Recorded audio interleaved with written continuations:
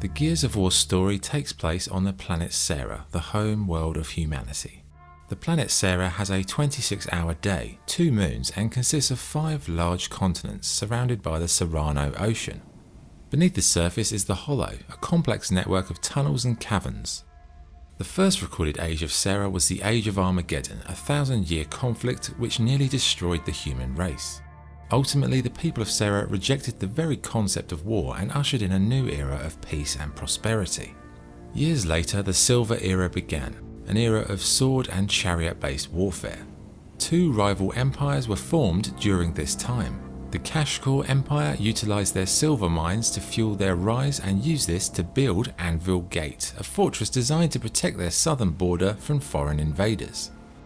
The Groznian Empire governed a population of 400 million before losing control of its original borders. Sera then entered the Era of Silence, a period of peace for many years. Despite this being a time of peace, civil liberties, crime, and most importantly, energy became a divisive force on the planet. Despite being a vast planet, Sera wasn't able to provide the entire population with enough petroleum or nuclear fuel. During this time, the discovery of emulsion was thought to be the solution to mankind's biggest problem: energy for all. Sadly, emulsion caused a seismic shift in the political and economic landscape of Sera. It wasn't long before the rush for emulsion sparked a new conflict. Countries lucky enough to have emulsion entered into open warfare with those countries without emulsion in their land. This conflict raged on for 79 years and was known as the Pendulum Wars.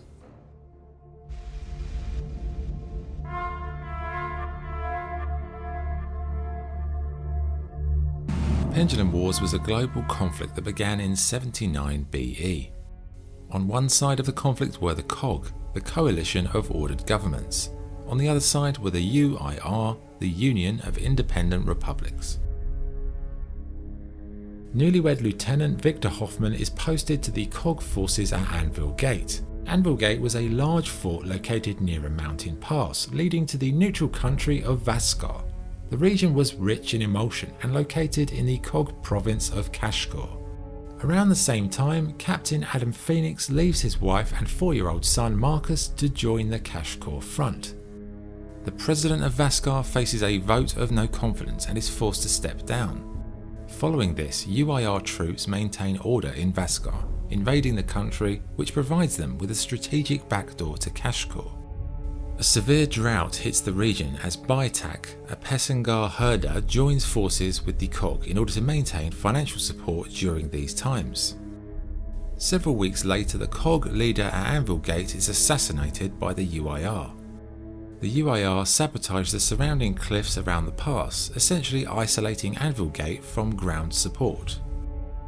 Both COG and UIR artillery trade strikes, with the COG coming out on top due to Anvil Gate's formidable fortifications holding firm. The UIR continue their assault by damaging the water supply to Anvil Gate as Hoffman assumes command.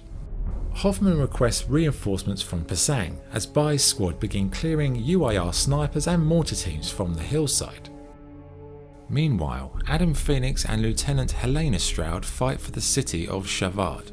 UIR snipers make victory almost impossible, as Phoenix reluctantly calls in an airstrike to demolish the art museum where a key enemy position is based.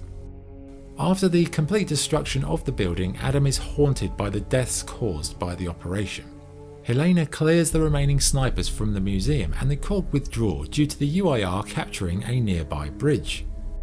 This day shaped Adam Phoenix's view of war in a profound way. He vowed to never allow such destruction to happen again and set out on a personal quest to prevent wars in the future.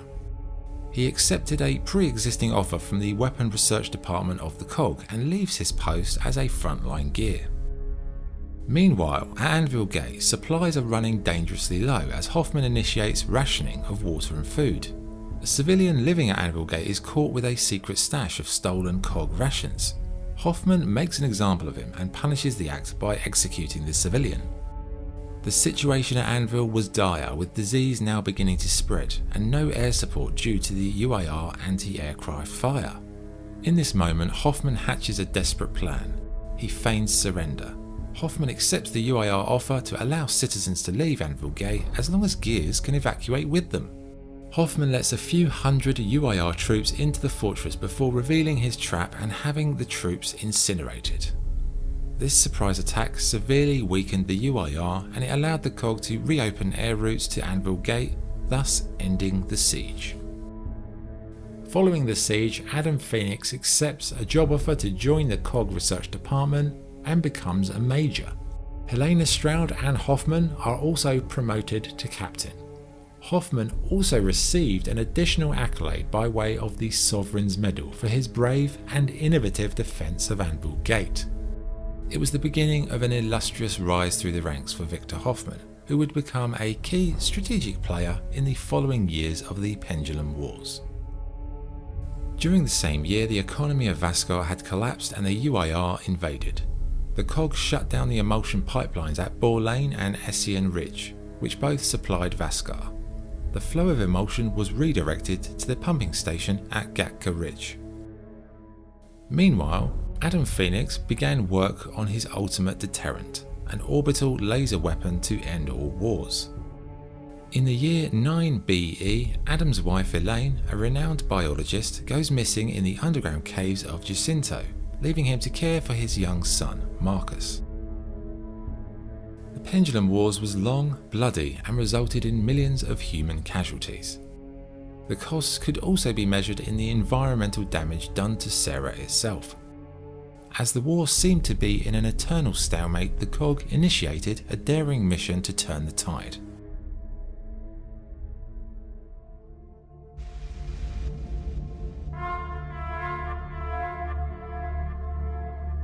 Aspho Fields was a key strategic location during the Pendulum Wars. It was here that Marcus Phoenix, the son of Adam Phoenix, rose to fame. Several years earlier, when Marcus was a child, he attended Olafsson Intermediate School, being 10 years old at the time. Marcus came from an illustrious family, and the school bullies targeted him on day one. But in this moment, a new friendship was born.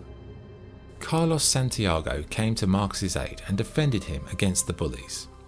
In time, Marcus became good friends with Carlos and his younger brother Dom, and formed a close bond with the entire Santiago family. Marcus spent many days with the Santiagos as his parents, Adam and Elaine Phoenix, were more focused on their work for the COG. It was around that time that Elaine Phoenix disappeared. In the year 4 BE, Marcus enlists in the COG army to fight alongside his friend Carlos. 1 year later, a 16-year-old Dom is expecting his first child with girlfriend and future wife Maria. Dom too enlists and becomes a Special Forces commando. In 3 BE, the COG begin Operation Leveler, a covert op at Aspho Fields. The operation targeted a UIR research facility developing a new weapon, the Hammer of Dawn. Dom's unit is selected to infiltrate the facility, with the COG military surrounding the base, protecting it from attack. The Commando Squad, led by Hoffman, breaks into the facility and captures personnel and data. As the COG forces land ashore to create a perimeter along Aspho Point, a lone scientist escapes and alerts the UIR forces in the area. As the covert Commando Squad try to complete their mission, the COG forces come under heavy attack. While the COG hold off the UIR attack, the Commando Squad complete their mission and head for evac.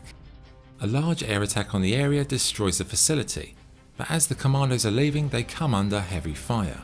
As the Raven craft evacuate COG soldiers, Carlos Santiago launches a suicidal attack on a UIR armoured vehicle threatening the retreat. The commandos, under heavy fire, manage to escape to a nearby Raven. Sadly, Marcus Phoenix is unable to rescue Carlos, who is badly wounded and under heavy attack. Carlos knows any attempt to rescue him would result in certain death. With that in mind, Carlos detonates a grenade, ending his life, allowing the remaining forces to escape to safety.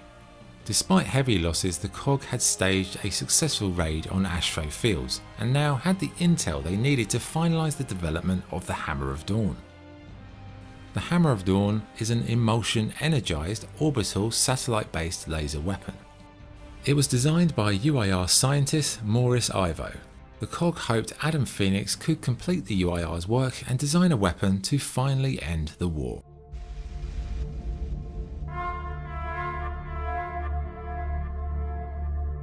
In the final year of the Pendulum Wars, Lieutenant Colonel Gabriel Diaz led a COG force to the island of Knifespire. Diaz was sent on a search and rescue mission to Knifespire where a squad of Coalition ghosts had become compromised. While details of their mission remained confidential, Diaz and co arrive at the island and rendezvous with the ghosts. Wyatt, Gabriel's brother, formed part of the ghost squad and is escorted to safety by Gabe. On the retreat, Wyatt states that certain equipment had been left behind, and Hoffman wouldn't be happy if this wasn't secured. Diaz denies the request to return to the hot zone and heads back to their base of operations. At the debrief, it becomes clear that the Ghost unit was sent to Knifespire to set up a long-range antenna for a new top-secret weapon. The Ghosts were ordered not to leave the equipment, as if it got into the UIR hands it could compromise future missions. Without top-secret clearance, Gabe Diaz wasn't fully aware of this at the time and therefore retreated accordingly. Hoffman expresses his disappointment in Gabe and that his brother, Oscar, would have been more obedient at following orders. Hoffman orders a force to revisit Knifespire and secure the antenna. The Ghost unit were expected to conduct this mission, but Gabe Diaz requested his commanding officer authorize him to lead the mission instead. The mission proved to be a war of attrition and hinged around the incidents at Gatka Ridge.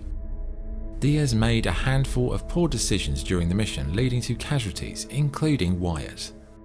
After a series of battles across the region, Diaz and co make it back to the base for a debrief, having alleviated the concerns of Hoffman and Prescott.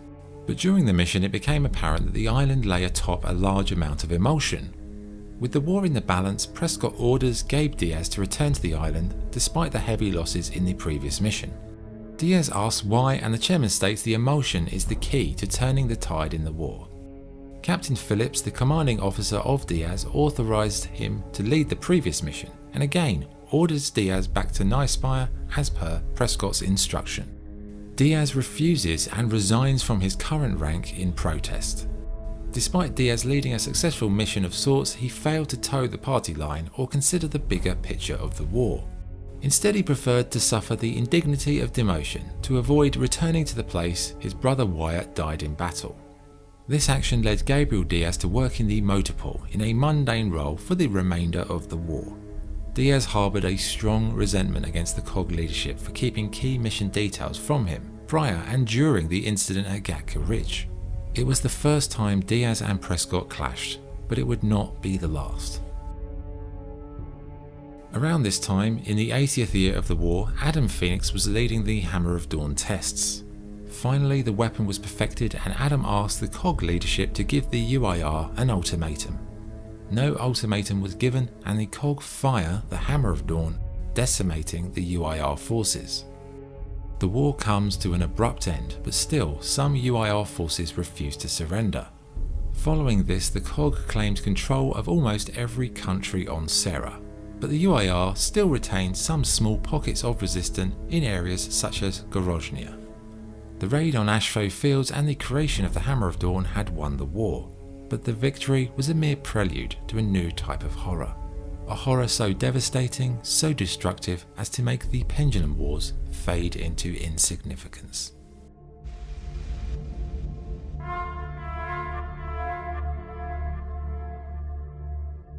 As the Pendulum Wars went on year after year, an unseen problem was emerging, not only for the future of the COG, but for the future of the entire planet itself.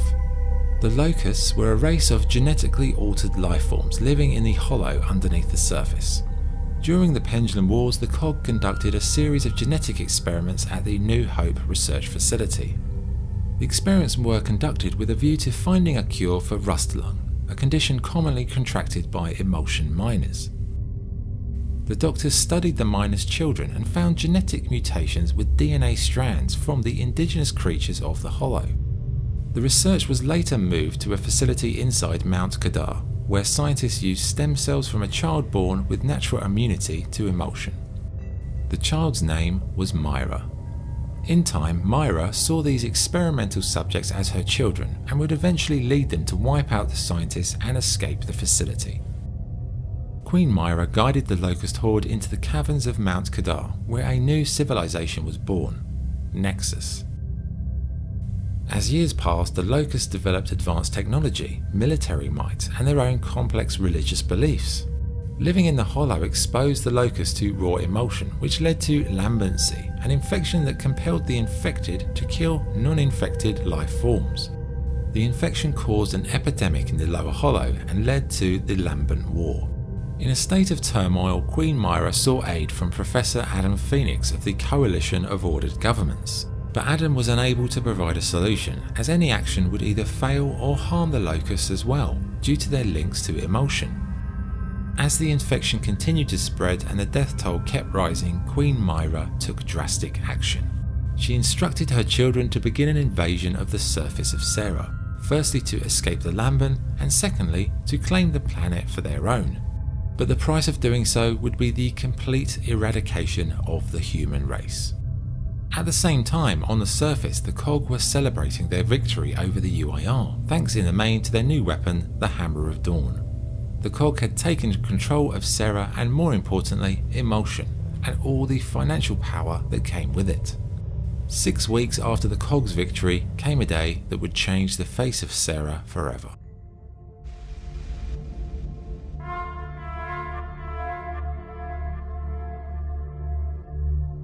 Emergence Day introduced humanity to a genocidal enemy, the Locust Horde. The Horde emerged from the Hollow and began the systematic extermination of the human race. Within the first 26 hours of Emergence Day, almost a quarter of human life on Sera was wiped out. 2 months after E-Day, Richard Prescott assumes chairmanship of the COG due to the sudden death of the existing chairman. Prescott attempts to bring together the remaining nations of Sera to fight the Locust Horde. But with historic differences and their own agendas, Prescott is unable to form any sort of coalition. 1 year after E-Day, the COG are driven back to Ephyra, a granite plateau safe from the Locust tunnels. Prescott's military advisors warn the chairman they are a matter of weeks away from Ephyra falling to the Locusts. In a bold move, Chairman Prescott authorised the use of the Hammer of Dawn on a global scale. After meeting with his cabinet, Prescott gives the population of Sera 3 days to evacuate to Ephyra before it is closed off and fortified. Prescott knew most of the population would be unable to reach Ephyra in time, but still the hammer strikes went ahead as planned. They destroyed almost all human population centres, killing millions of innocent civilians in the process. Following these devastating attacks, Hoffman and Delta Squad searched the surrounding region for evidence of the Locust defeat.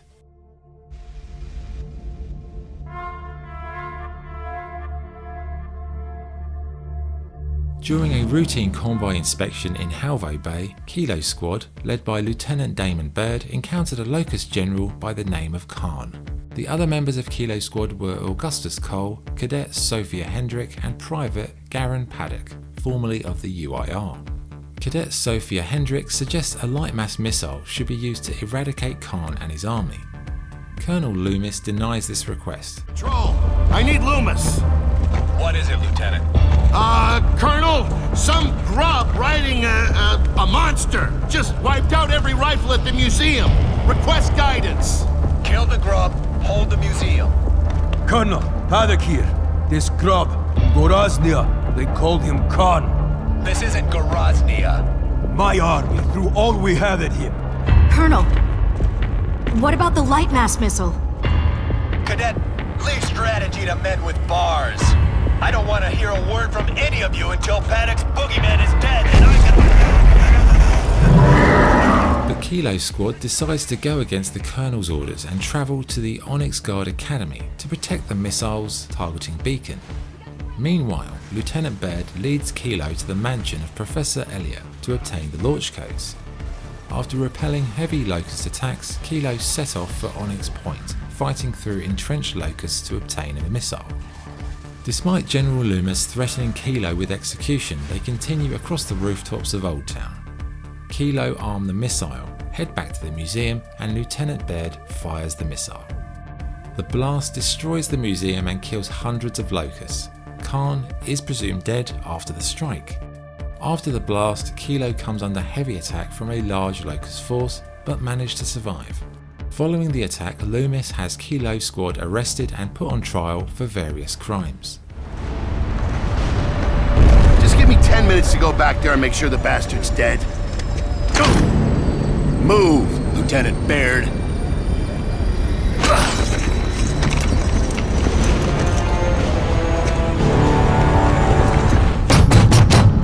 The accused are denied any right to an attorney and may not question the authority of this tribunal. So we can't ask why you're doing this now. At the conclusion of this tribunal, I will issue a fair and swift verdict. Right, of course you will. Colonel, are we being charged with doing our job? The charges will be defined as I hear your testimony. Cadet Hendrik, I'm curious to hear what it takes to convince an Onyx Guard cadet to steal one of the COG's most powerful weapons. I was against it, sir. That's right. Run to Daddy. Maybe you could show me and the army you volunteered for a little respect. I tried that, and look what it got me. General Loomis, furious with the insubordination, prepared to have the squad executed when Locust forces break into the courtroom. Private Garen Paddock saves General Loomis from certain death as Kilo fight their way to safety. It becomes clear Khan survived the Lightmass missile strike and subsequently attacks Kilo and Loomis.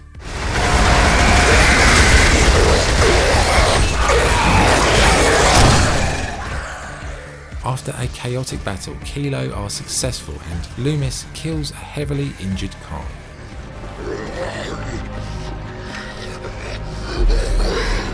What do we do? We take our time. There's a difference between war and cruelty. War is cruelty. And this one's not over. A word, Lieutenant?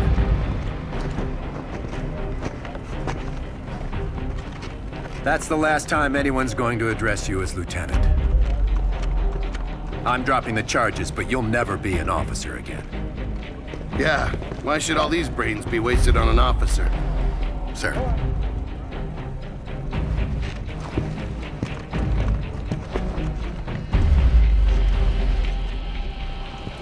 Private.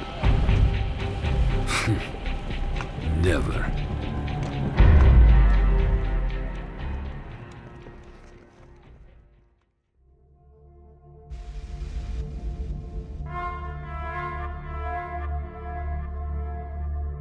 After the devastating attacks on Emergence Day, the COG initiated the Fortification Acts. Several million survivors were sent to Jacinto, a remaining safe haven.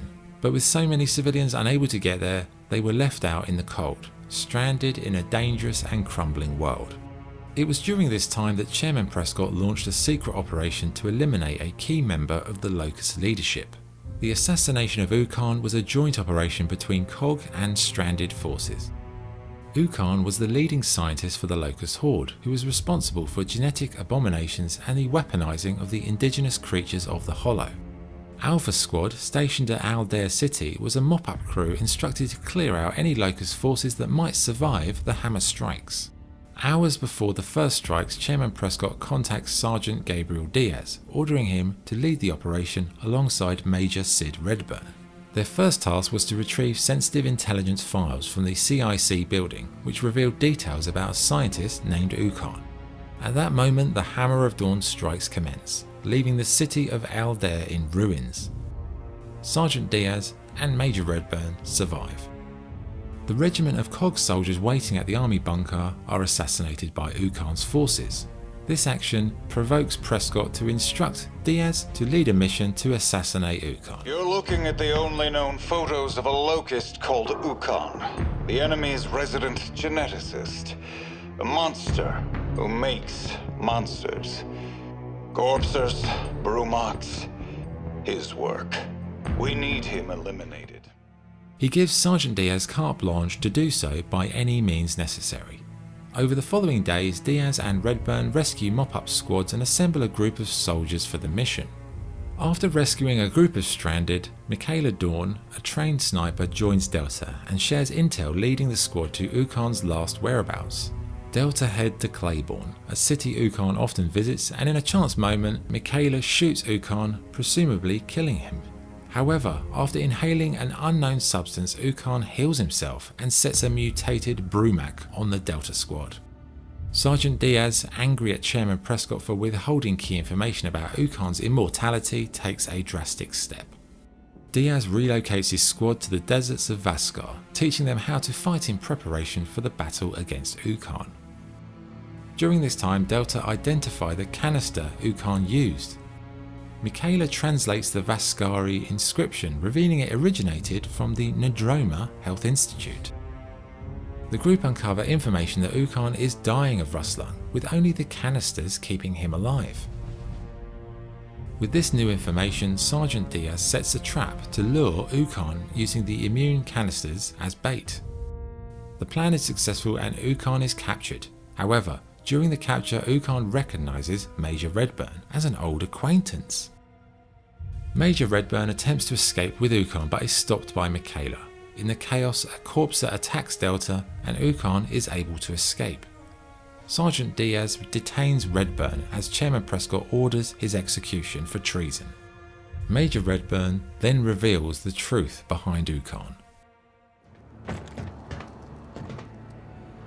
Had enough alone time?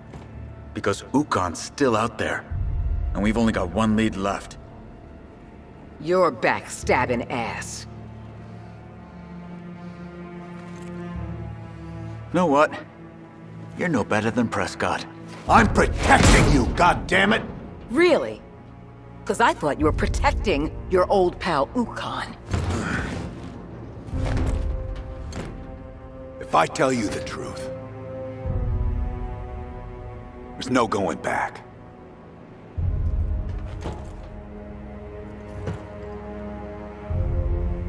Long time ago, I got posted to a genetics lab.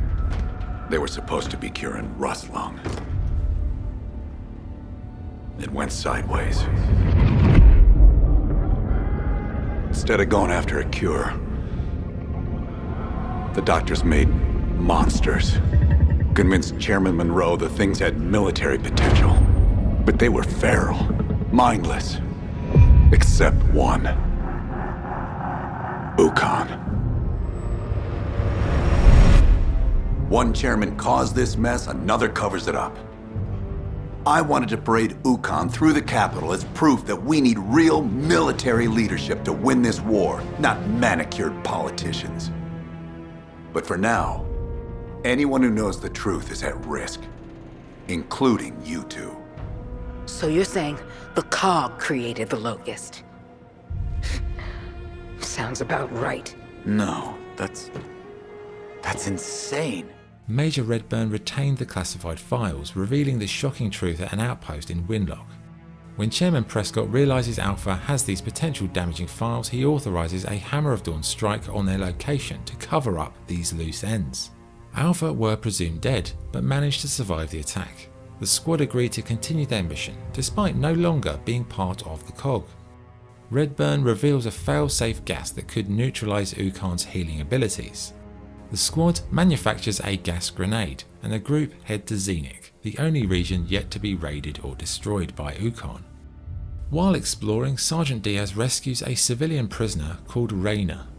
Reyna was held captive by the Locusts, and her family were killed by Ukkon. She agrees to give up his location as long as she can kill him herself.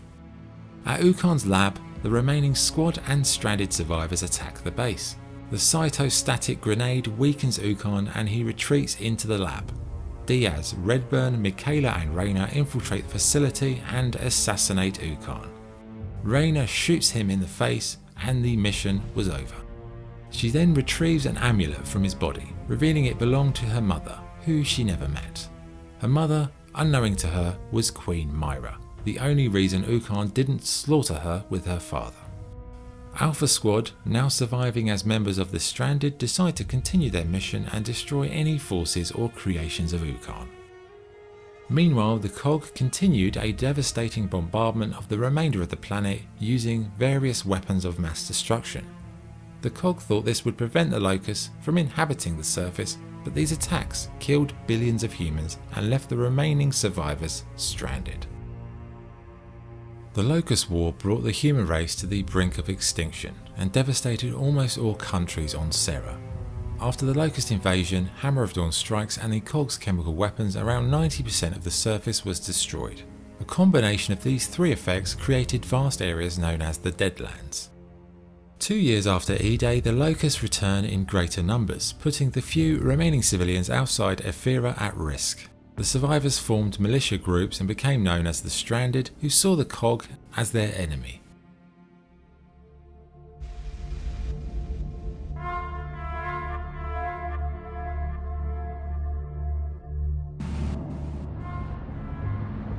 Let me tell you something about war.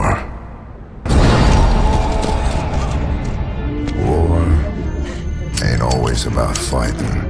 Blood, bullets, death, yeah, that's part of it. But it sure as hell ain't all of it.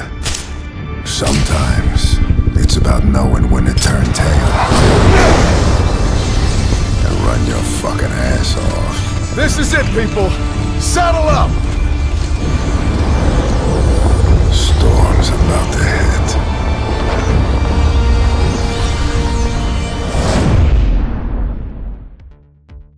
The COG city of Lima was a key strategic location the Locusts deemed a high priority for capture.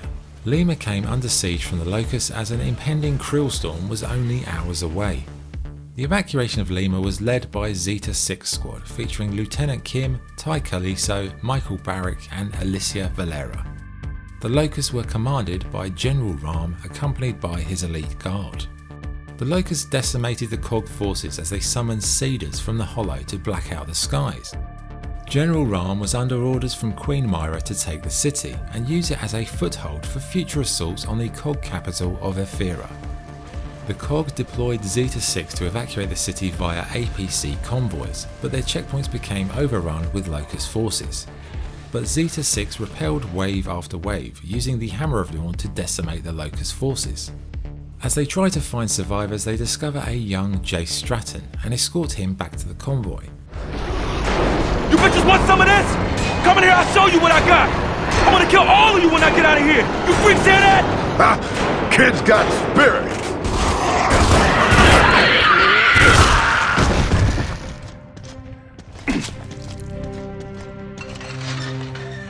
Hey, what's your name? Jace! Jace Stratton! Good to meet you, Jace. I'm Alicia. You're safe now, alright? Thanks. I thought I was done. Are there any other survivors in here? I don't think so. Well, stick with us.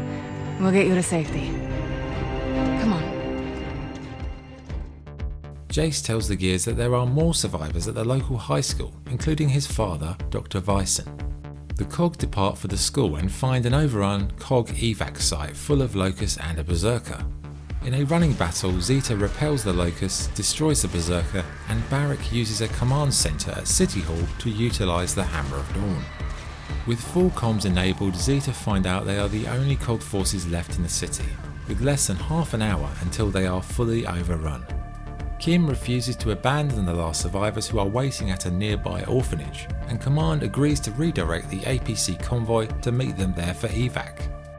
Upon arrival, Zeta locates the survivors, including Dr. Vyson. As the APC arrives, General Ram leads an attack on the group, killing Alicia Valera and destroying the APC. Take cover!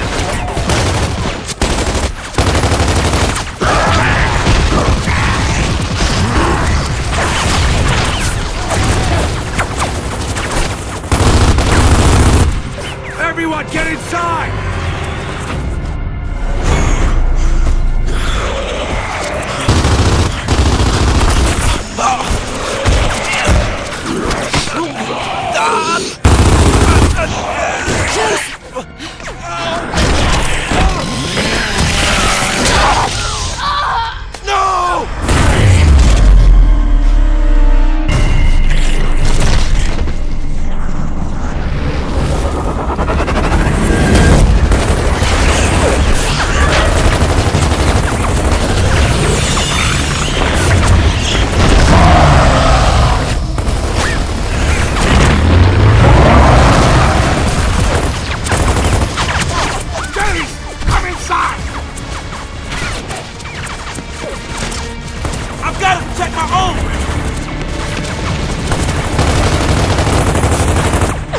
how to use that thing, kid? Guess so. Make her proud. Jace joins the Gears in fighting off the Locusts, but are quickly cut off from the others. Following a street-by-street battle, the Gears killed the majority of Rahm's elite guard. Another skirmish ensued at the orphanage as the group fended off wave upon wave of Locusts, including Rahm himself.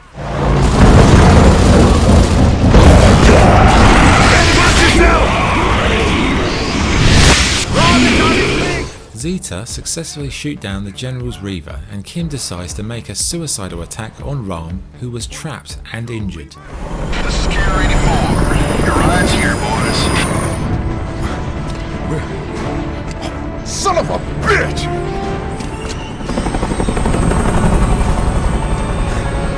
Man!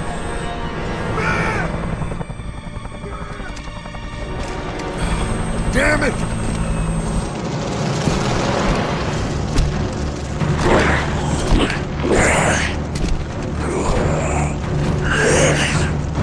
This is for Valera.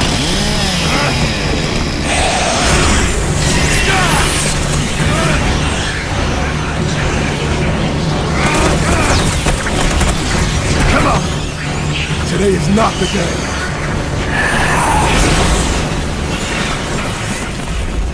Barrick stops Kim before he is consumed by the krill, and Zeta retreat to the roof with the survivors for evacuation.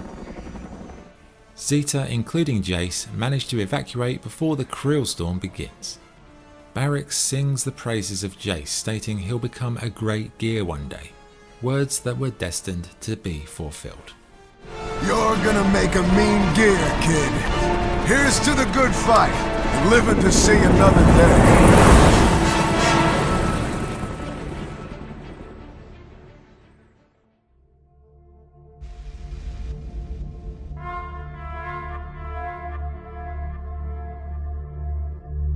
10 years after E-Day, in the Bay of a King Raven, Marcus Phoenix, Dominic Santiago, Jace Stratton and Ty Caliso are on a vital mission to protect the capital, Ephyra, from a Locust attack.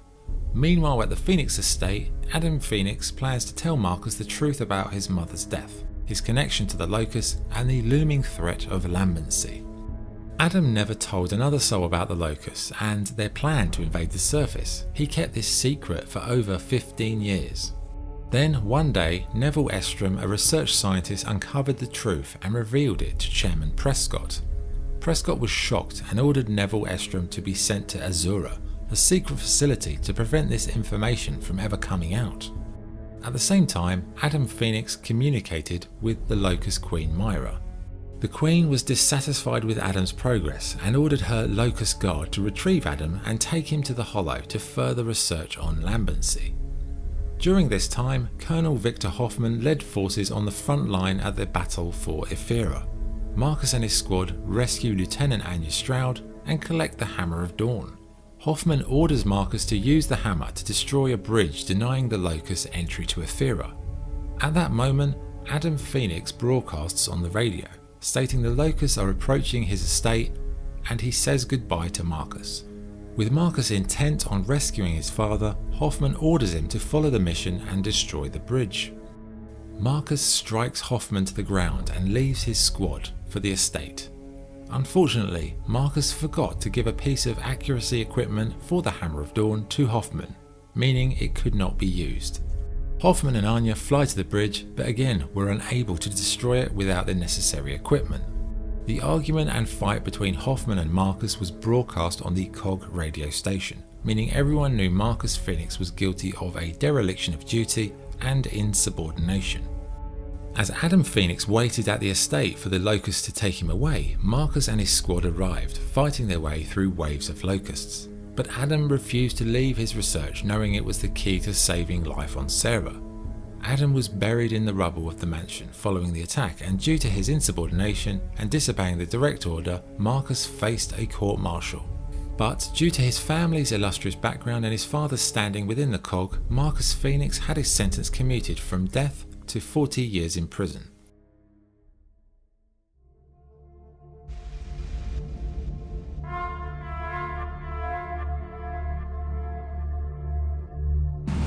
Marcus was then transported to the Slab, Jacinto's infamous and brutal high-security prison.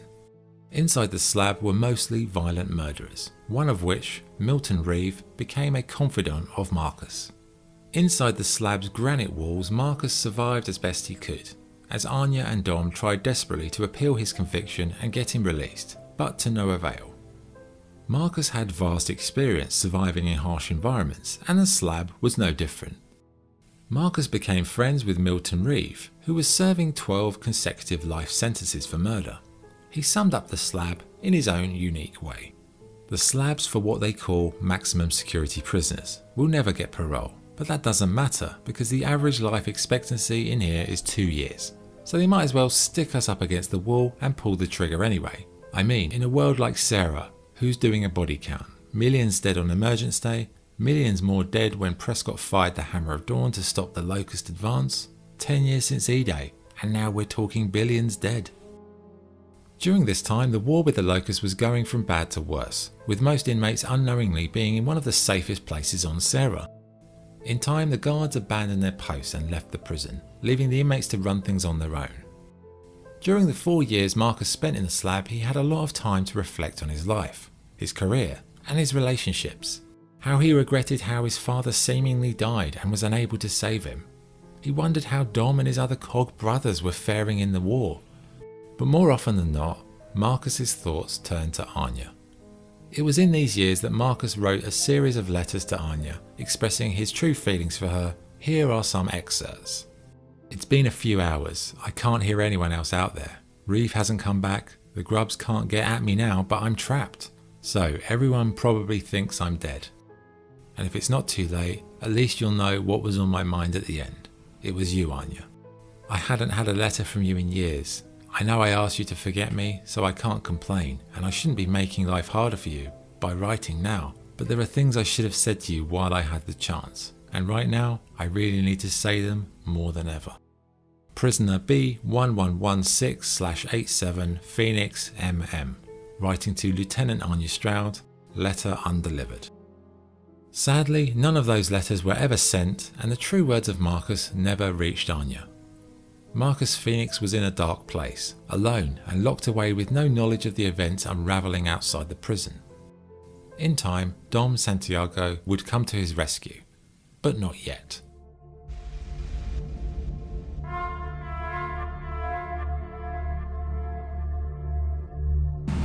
Operation Midnight was a desperate all-out assault on the Locust Warrens around Jacinto.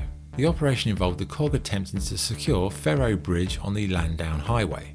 Midnight was the first operation for Private J. Stratton and Private Gil Gonzalez, commanded by Lieutenant Draper, the leader of Midnight Squad. The COG aimed to control the bridge long enough to allow the convoy to cross, which meant Midnight Squad had to find key positions to defend and fortify. As all seemed clear, the Locusts attempted to ambush Midnight Squad, with several members of the squad being killed. Draper and Jace are attacked by Theron guards, led by General Rahm. After a bloody battle, COG reinforcements arrived to the surprise of Rahm. The Locusts were annihilated apart from General Rahm, who managed to escape via the river. Midnight Squad completed their objective and the convoy passed according to plan. It was a story Jace later told Sergeant Alex Brand during some downtime, as he reflected on his first combat operation.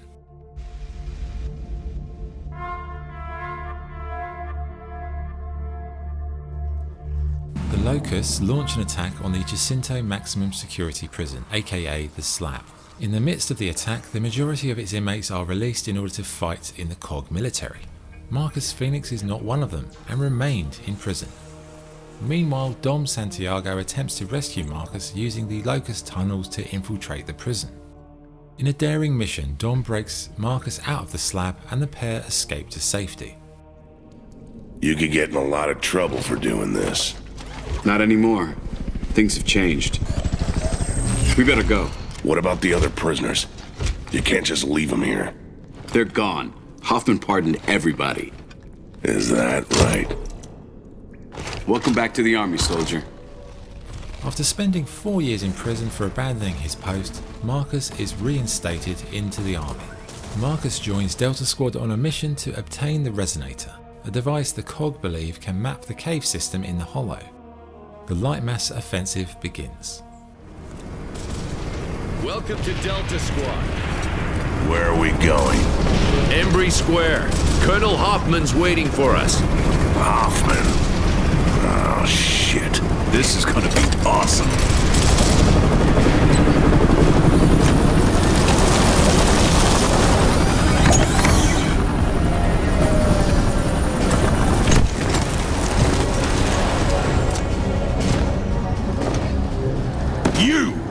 Traitor like you doesn't deserve to wear the uniform. Looks to me like you need all the help you can get. Step aside. Lieutenant, I've got good news. We have a plan to end this war. Once and for all. Yeah, right. Sensors are picking up enemy movement, sir, close by.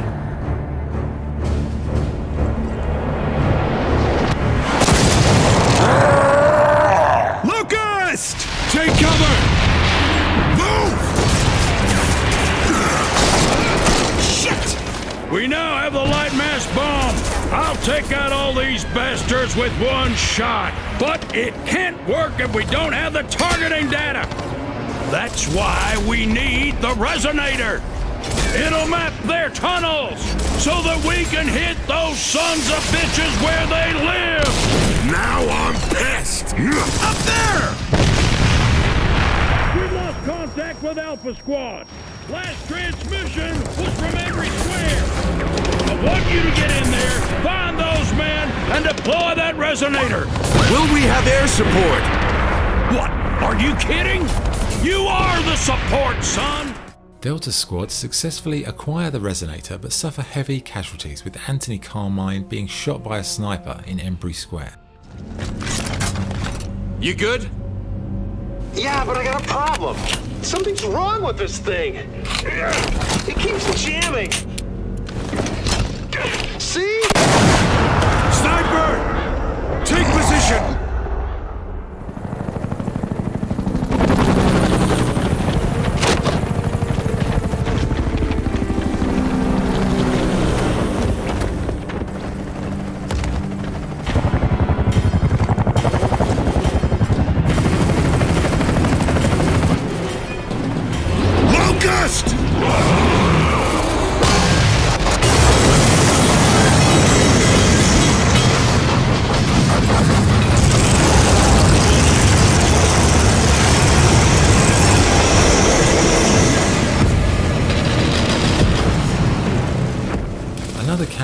Was squad leader Kim, who fell at the hands of General Ram. Kim and Ram had met before in the city of Lima, where Kim was unable to kill Ram despite being injured and vulnerable.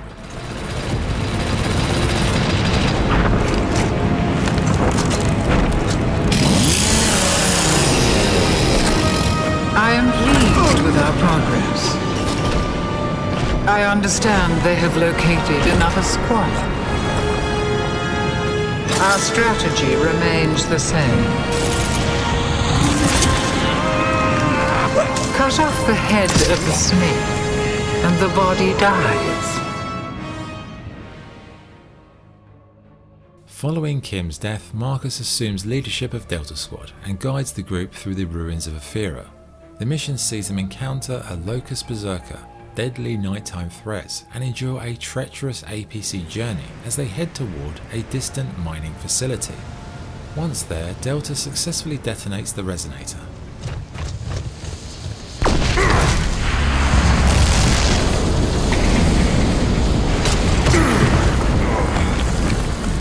Delta, bad news. It didn't work. What do you mean, it didn't work? Baird, let's go!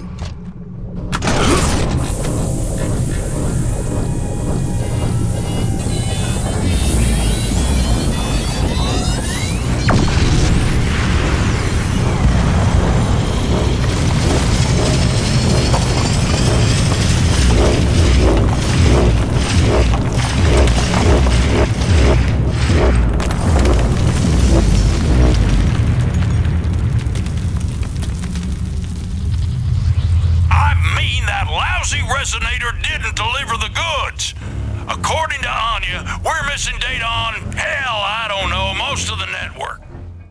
It becomes clear that the network is far greater than first anticipated, and surprisingly, this network originates at the Phoenix estate, the house where Marcus grew up. But more importantly, where his father, Adam Phoenix, had his research lab. While in the Phoenix estate, Delta come under heavy fire from Locust forces as they pass the same location where Marcus tried to rescue his father several years earlier. Following several encounters, Delta Squad gather the necessary data and fight their way to a train carrying the Lightmass bomb. Marcus and Dom navigate their way through the train where they finally encounter General Ram.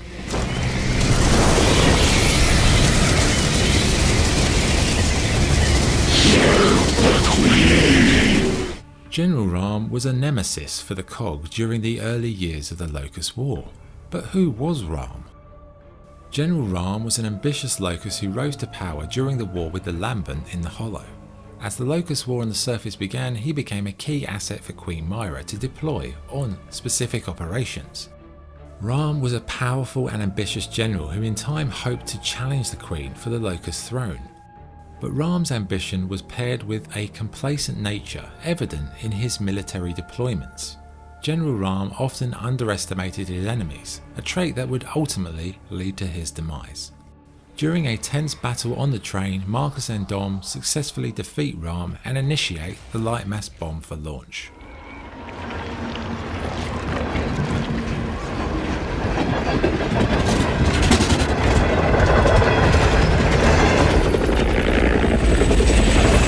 Let's do this!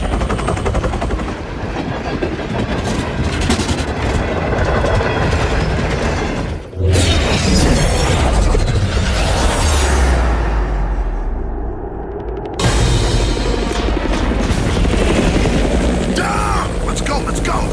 Marcus! Hold still! Damn it! This is it, Marcus!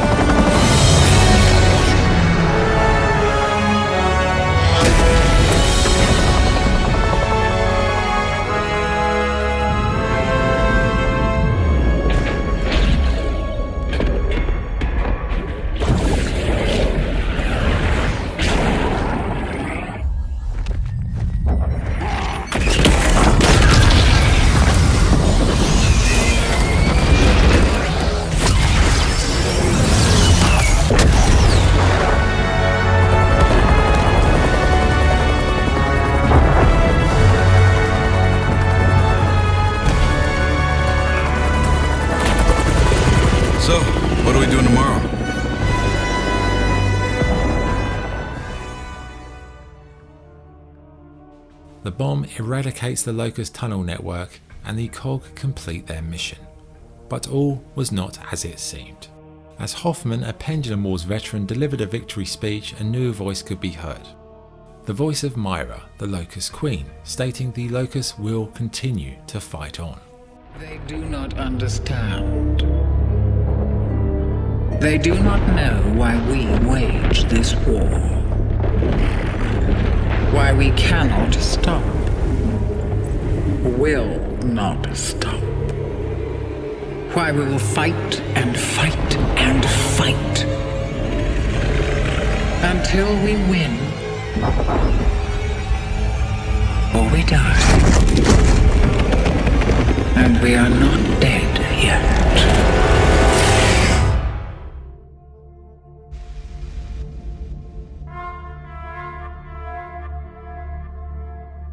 2 months after the Lightmass bombing, Marcus Phoenix was leading a squad searching for COG survivors in the Badlands.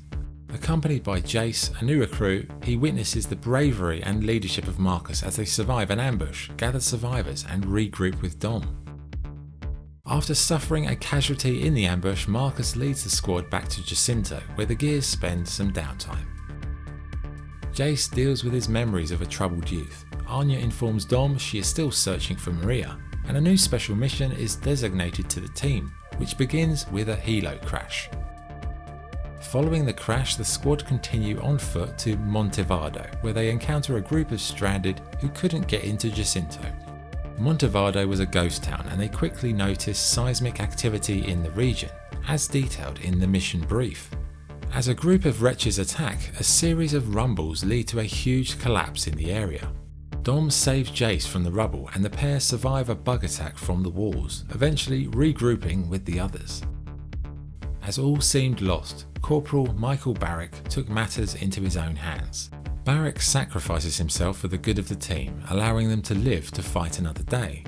Barrick's sacrifice was not the first heroic act that he had conducted during the Locust War. He was a key component of Zeta-6 Squad who saved Jace and many other civilians from the city of Lima under attack from General Ram.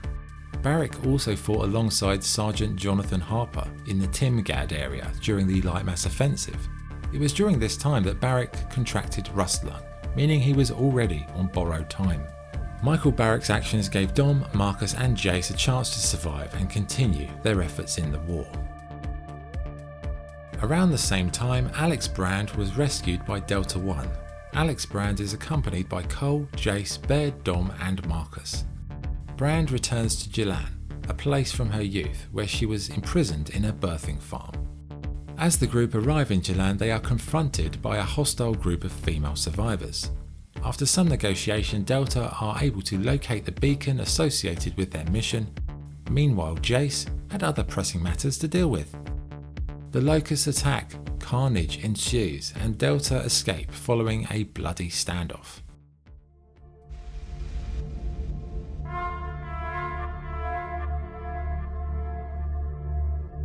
Operation Hollowstorm was the largest human military mobilization since the Pendulum Wars.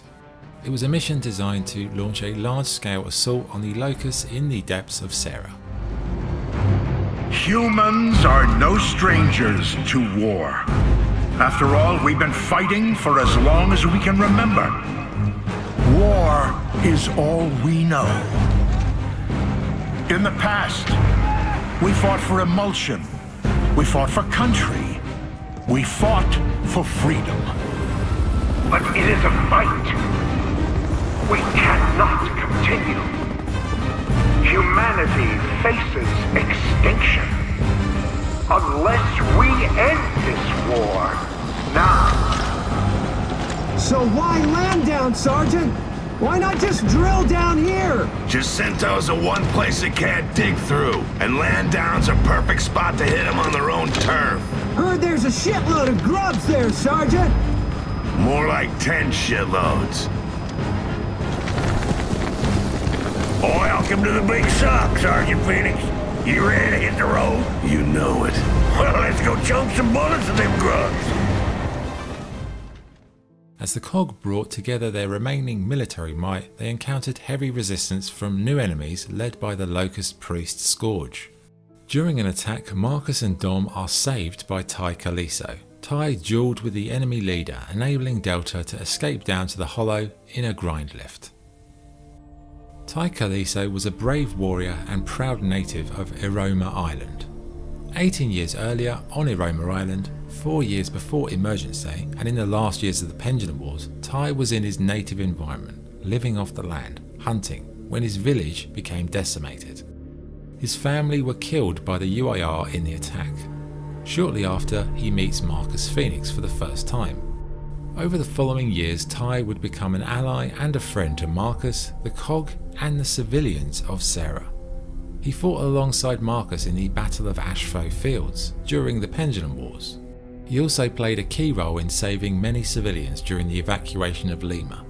It was fitting that his actions allowed Marcus and the COG to continue their fight on many occasions, but this time would be different. Ty was tortured by the Locusts in the darkness of the Hollow, alongside civilians and other COG troops such as Sergeant Jonathan Harper. Ty had a saying, "Once the soul is gone, the body will follow." As Delta Squad continued to explore the Hollow, they found and freed Ty from his cell on a prison barge. But Ty was a broken man. The torture had taken its toll. Ty took his own life as Marcus helplessly watched on. It revealed the depths the Locusts were prepared to go to win this war, that even the strongest COG were no match for their methods. As Delta delved deeper into the Hollow, they discovered a shocking revelation. The Locusts were using a giant riftworm to sink occupied human cities on the surface. The Locusts hoped the worms could sink and destroy the rock structures on the outskirts of Jacinto, the last major human city. Delta Squad comes under heavy fire, and in the midst of the chaos they get swallowed by the riftworm. While inside, they manage to kill the beast from within, thus saving Jacinto in the process.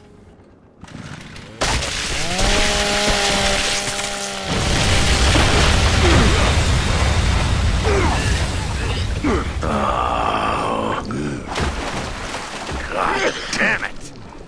Oh, this is just wrong. Control! Delta here. We just Following orders from command, Delta are sent to an abandoned COG facility. While at the facility, they uncover experimental creatures as well as locating a backdoor entrance to the Hollow near the Kadar Mountains. As they explore the Hollow, they find huge numbers of cages where human prisoners are being held. Dom sees this as a chance to finally find his lost love Maria, who had been missing for many years. Jack, can you find a visual match on Maria?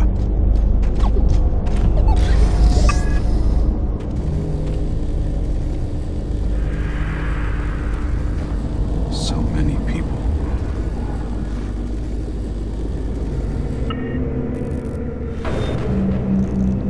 Delta manages to locate the cage where Maria is being held and releases her from captivity. Maria!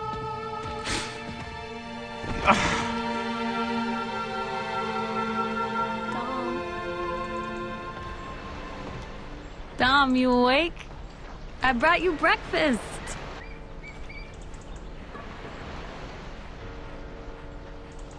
The kids are at my mother's, so we got the whole day to ourselves. Dom, are you awake?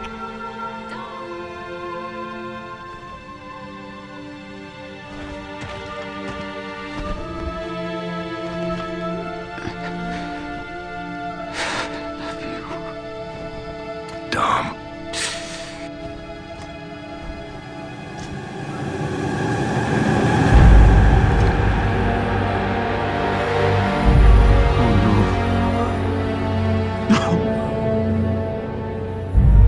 No. No, baby. No. What did they do to you?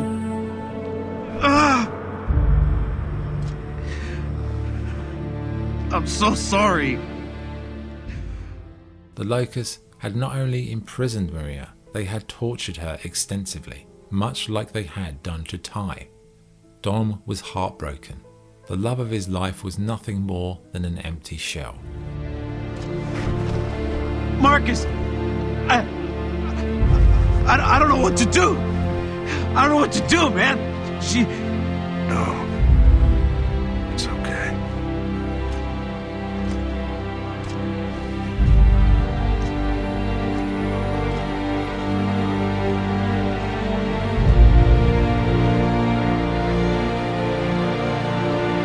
I'm so sorry.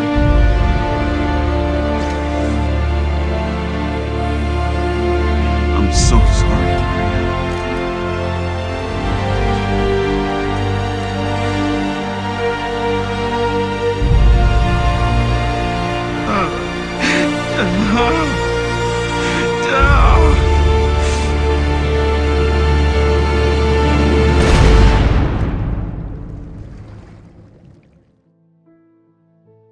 Following this shocking revelation, Dom and Marcus launch an aggressive assault on the Locusts. During this assault, they notice Locusts fighting what appear to be other Locusts. But these new Locusts were different. Marcus and Dom now saw that the Locusts were locked in a civil war with the Lambent, a group of Locusts who had been exposed to emulsion, causing violent mutations. But in their eyes, a Locust is a Locust, and they decide to destroy both forces and detonate a bomb under Jacinto, which would sink Jacinto and flood the tunnels. As Marcus and Dom battle through the tunnels on a Brumac, Cole and Baird transport a bomb into the cavern. But as the Brumac touches the emulsion, it goes lambent and destroys the bomb before it can be detonated. Marcus thinks on his feet and uses his father's invention, the Hammer of Dawn, to attack the Brumac from above. The laser attack causes the Brumac to violently explode, causing Jacinto to sink as water flooded the cavern.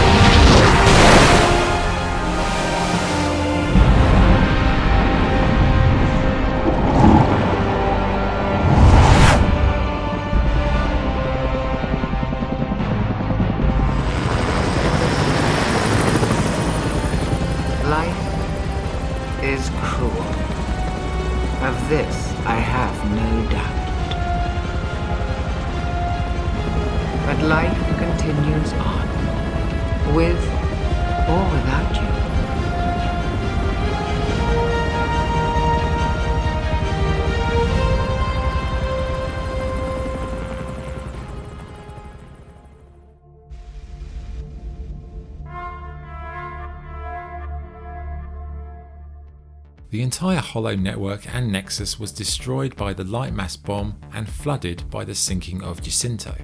The seawater in the Hollow caused the emulsion to rise to the surface, resulting in the Lambent Pandemic. Following the sinking of Jacinto and the flooding of the Hollow, civilians and COG alike were swiftly evacuated. Several weeks later, on the Serrano Ocean in the island of Vectis, COG and UIR forces search for rebel groups. As the Lambent threat increases, it is revealed that Adam Phoenix is still alive as Prescott leaves for Azura.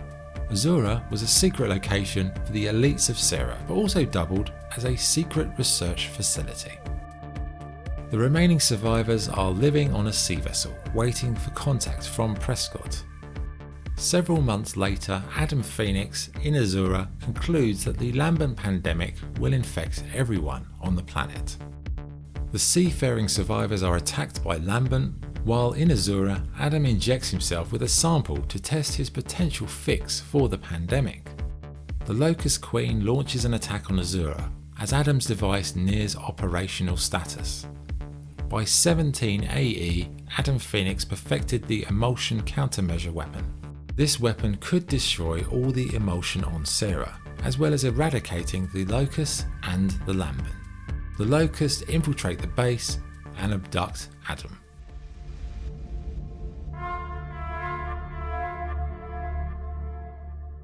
After the flooding of Jacinto, the remaining COG and civilians are evacuated to Port Farrell, a port city on the northern coast of Tyrus. The cold and depressing port becomes their new home for several weeks. The COG had hoped that Tyrus could be its new capital, but sub-zero weather, stranded deserters and Locust raiders made this impossible. During this period, the COG believed the flooding had dealt a fatal blow to the Locusts, with little or no enemy attacks for a number of weeks. Chairman Prescott instructs the COG to extend their reach to Vectis, an island which could function as a more habitable location. The former naval base was used during the Pendulum Wars and could hold a greater volume of survivors, numbering in thousands. It was also protected by a large marine trench, making it impossible for the Locusts to tunnel underneath. Delta Squad were dispatched to Vectis to survey the area. Upon arrival, Delta, to their surprise, find a settlement with COG citizens. The town of Pelroran was originally built to maintain the naval base at Vectis, and the 3,000 people living there had become self-sufficient after losing contact with the mainland after the Hammer of Dawn strikes. The locals were unaware that Ephyra had fallen and 99% of the Seran population had perished. Over the next 2 weeks, the COG moved the survivors of Jacinto to Vectis naval base. Chairman Prescott hoped Vectis could become the new Jacinto and a place humanity could begin again. But in the nearby islands were the stranded, and not the friendly kind. The COG went on a series of missions to the surrounding islands to destroy these camps, as they had been raiding Vectis trawlers. The COG captures John Massey, a stranded leader who had previously raped Bernie Mataki. The COG aimed to trade Massey with the stranded in exchange for a ceasefire. Sadly, the deal went south. The meat was ambushed, but is ultimately repelled and the trade is done. The attacker is revealed to be a submarine from Groznia, a small UIR nation who refused to submit to the COG in the final days of the Pendulum Wars. Captain Tescu offers the submarine and the location of an emulsion drilling platform in exchange for refuge for the 4,000 Groznian survivors. An agreement is reached and Delta proceed with their investigation of the Vectis region.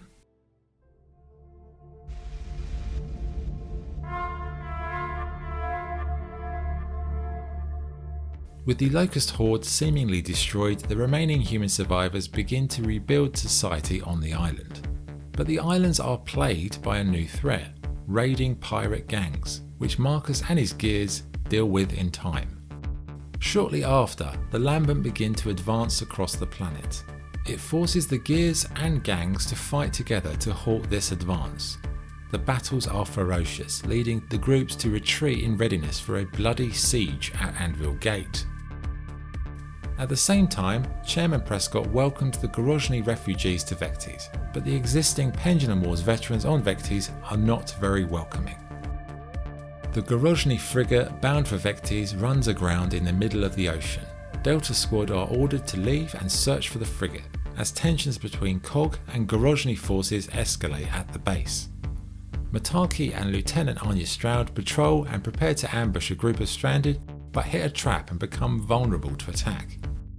The group are joined by Marcus and Baird as they continue on foot. The gears locate a stranded cache of explosives, finding the stranded and take them back to the base for interrogation. After being picked up by a patrol boat, Delta are caught in an explosion from under the ocean, from an unknown source. Later, the brutal interrogation of the prisoners leads to tensions exploding between the COG, UIR, stranded and Jacinto survivors. A full-scale riot is avoided, for now. Delta Squad go on a fishing expedition, but again their ship suffers an explosion which is revealed to be caused by a Lambent creature, thus explaining the loss of the other ships. The COG restart their expedition to find the UIR frigate and find the wreckage. Lambent stalks rise from the ocean and decimate the ship. It becomes clear to the COG that the stalks are making their way to Emerald Spar Emulsion Platform, the platform mentioned by the Grozny leader.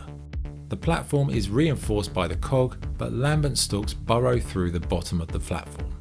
A firefight ensues as the platform workers repel Lambent attacks, but the platform then catches fire.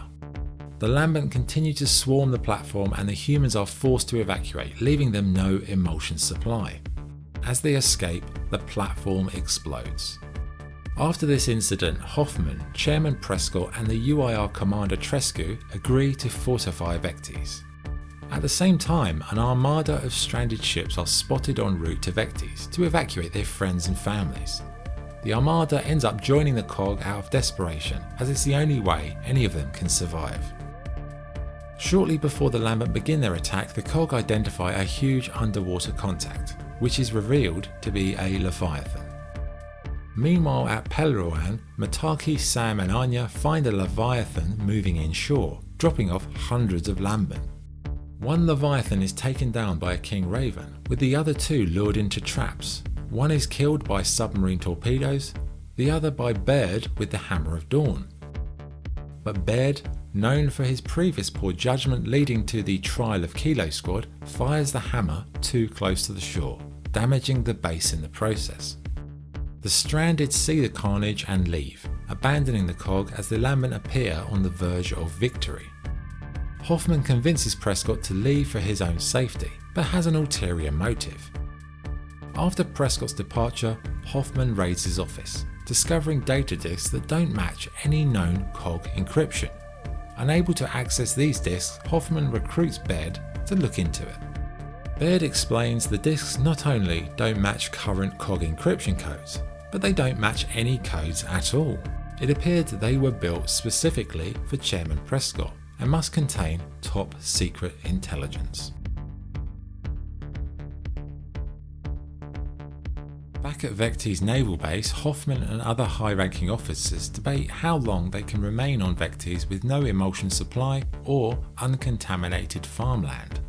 The former UAR residents are in low spirits. With their rig gone and the imminent Lambent threat, the Grozny feel angered by the situation. They decide to abandon Vectis as the situation grows worse by the day. The following day, Marcus and Dom locate an emulsion pool which the Grozny immediately try to harness, ready for pumping. The delicate peace at Vectis is on the brink of crumbling. News that the town of Perowan is being evacuated causes further panic, and a Grozny attempts to kill their leader Trescu for being a traitor. As Delta patrol the pumping station, Lambent stalks erupt from the surface. Despite defeating them, it becomes clear the Lambent are becoming stronger. Hoffman's obsession with the data disk continues to consume him as he tells more of his allies about it. Marcus suggests the Perowan archives may help in unlocking the data inside. Hoffman and Delta return to the mainland to find out stalks have been emerging there too. One of the few safe locations remaining was Anvil Gate, a place Hoffman knew well. Hoffman theorizes the Lambent may be a COG bioweapon created by Prescott. Hoffman confronts Prescott about the disk and demands an answer. Prescott denies the accusation, but flippantly says it wouldn't matter if he had anyway. Prescott's keenness to leave grows, but doing so would split the COG and essentially end the coalition as a recognised group. Prescott no longer had the full support of Hoffman, Trescu and Michelson. With this in mind, he resigns from office and leaves the three men in charge. As Prescott is about to leave, Hoffman confronts him. Prescott asks Hoffman and Delta to join him, but they refuse, without any information as to where they were going. Before Prescott leaves, Marcus Phoenix calls him out for abandoning the COG. Prescott responds by insulting the Phoenix family name and then leaves. With the island no longer being safe, the former UAR troops return to Grozny as Hoffman leads the civilians to safety at Anvil Gate. As the evacuation continues, Marcus and Dom fend off various Lambent attacks. Shortly after, Hoffman conducts a ceremony officially disbanding the coalition of ordered governments. Hoffman travels to Anvil Gate and begins to establish fortifications, but later that day, all contact with Anvil Gate is lost.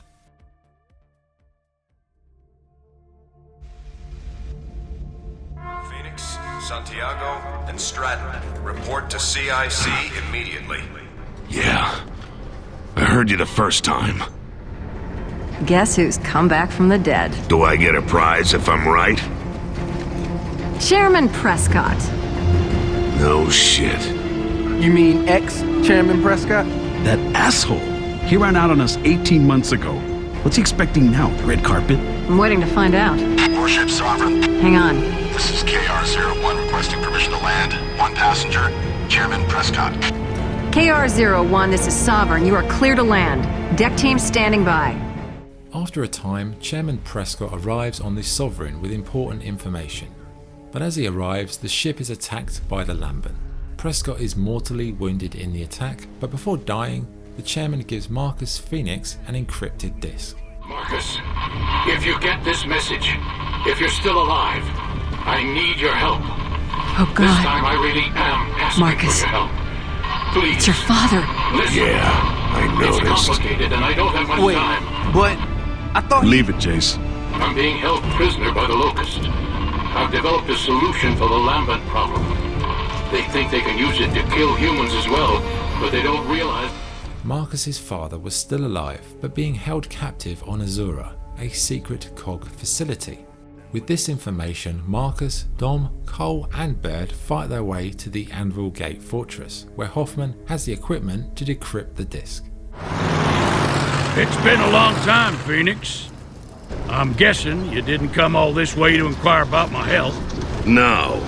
We've got something for you. The key for Prescott's data disk. Well, you must think it's pretty damn urgent. Hell, I'd almost given up on the damn thing. Yeah. It contains information where Prescott's holding my father. Baird, here's the disk. Amaze. Bernie, you are not gonna believe this shit. It'll have to wait, Vic. Is anyone monitoring the radio net? It's Sam and Anya. They're pinned down outside the perimeter. We're on it, Bernie. As they arrive, Anvil Gate comes under siege from a large Locust and Lambent force. After repelling the attack, Marcus analyses the disk, revealing Azura is an island protected by hurricane generators and is only accessible by submarine. Following this revelation, Baird and Cole return to Halvo Bay with Clayton Carmine to locate a ship for the assault on Azura.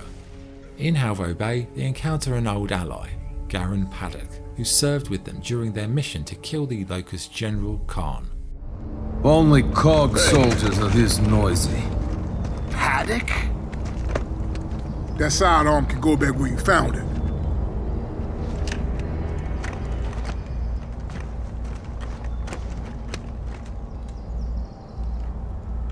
We need some help. And a boat. Then come with me. Paddock left the COG shortly after that mission with Sophia Hendrick. The two set up a community in Halvo Bay consisting of both COG and UIR members. Paddock agrees to help his old allies fight through the ruined city. While doing so, they encounter a large group of Lambent humans. Fighting through the force, they send off a flare and locate Paddock's people, who send a King Raven to evac the squad as they hold off heavy attack from the Locust. Take us down! We're gonna need explosives! Explosives? Why? Later, in a part of the city flooded after the sinking of Jacinto, Paddock reveals a beached ship on a roof of a hotel. In order to utilise the ship, they need to raise the building to the ground and proceed to plant explosives on the building's columns. After opening up gas valves in the building, the explosives detonate as the group zip line to safety. With the ship finally in the water, Baird and Cole ask Paddock to join them on their assault of Azura. Paddock refuses Baird's request. Before Baird arrived, Sophia Hendrick had been kidnapped by a rogue group of Gears. Paddock had become romantically involved with Sophia and had to find her. Paddock leaves, telling Baird to never see him again if they are to remain friends. Baird, Cole and Carmine set sail for Azura, joining with Grozny forces to help Marcus in their assault on the island. Meanwhile, Marcus and his comrades, joined by Dizzy, manage to find a submarine but require emulsion to fuel it. Dom leads the group to the town of Mercy, where they are attacked by hordes of Lambent humans, locusts and Lambent creatures.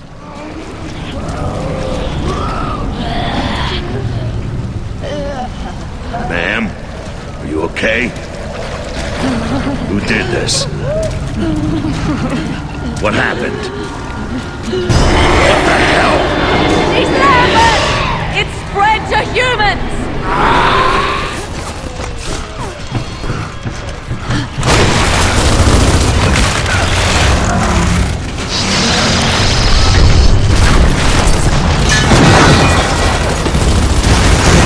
We're surrounded! There's too many! We're not gonna make it! Hold them off! Just hold them off!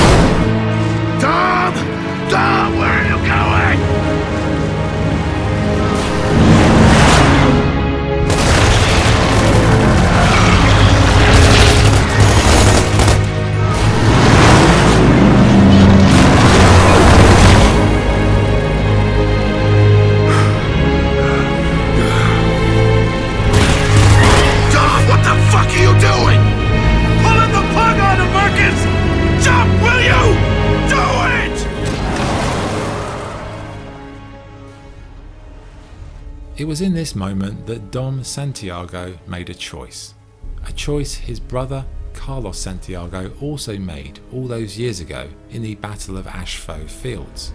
He saw his friends on the brink of defeat, humanity on the brink of annihilation, and the plan to save them hanging by a thread. In his final act, Dom gave his life to ensure the mission could continue and to save his friends' lives.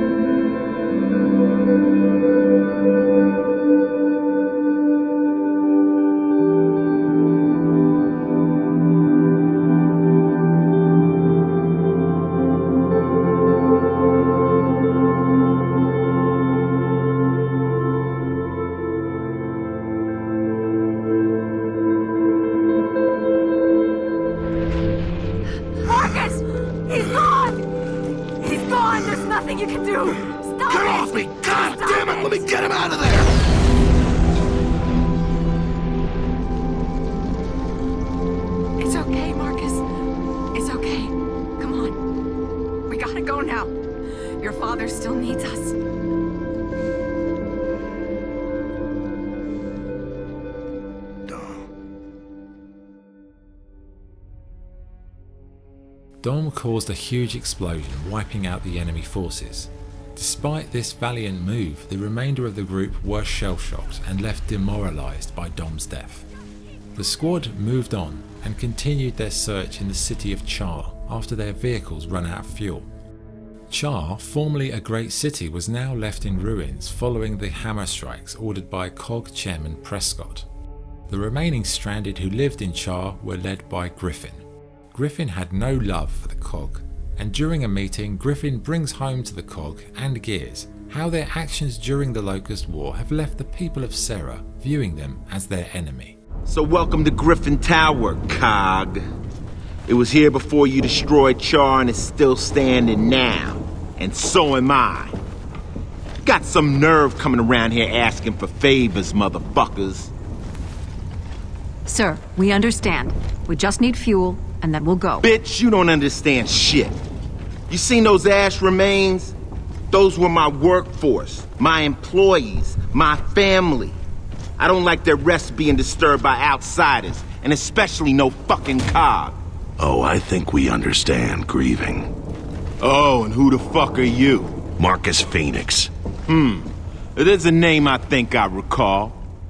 Griffin agrees on the premise that Marcus recovers a supply of emulsion. Shortly after the acquisition, the group are attacked by Queen Myra and her Locust Horde. The Gears are able to escape, but once more the people of Char pay the price, with Griffin's forces sustaining heavy casualties. They're fucking dead!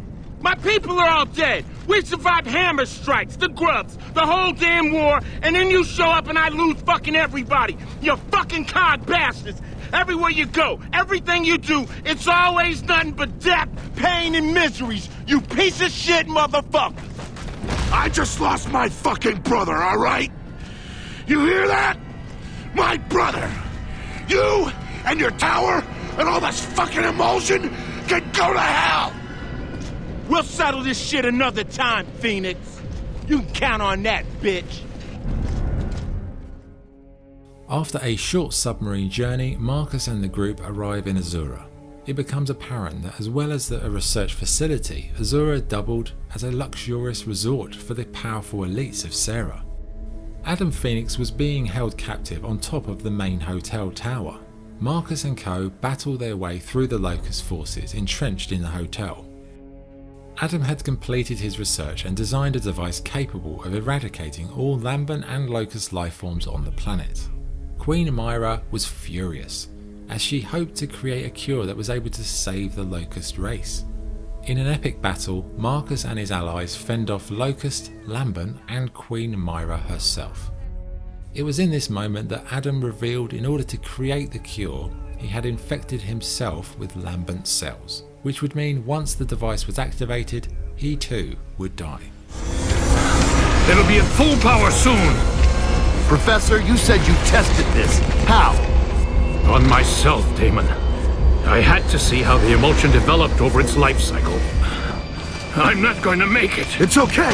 I'll carry you. Marcus, the emulsion developed faster in me because I forced it to. I had to find out how it reproduced. What are you talking about?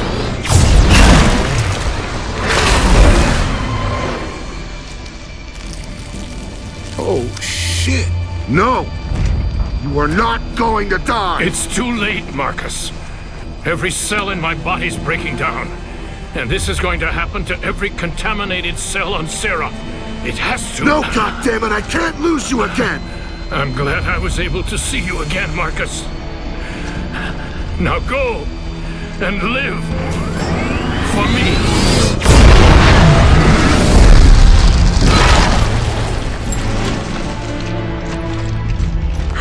God!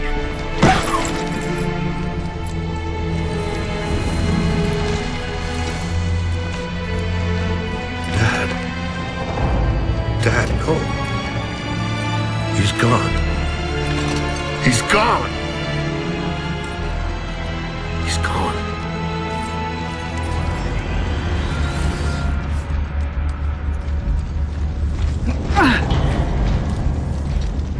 Hubris!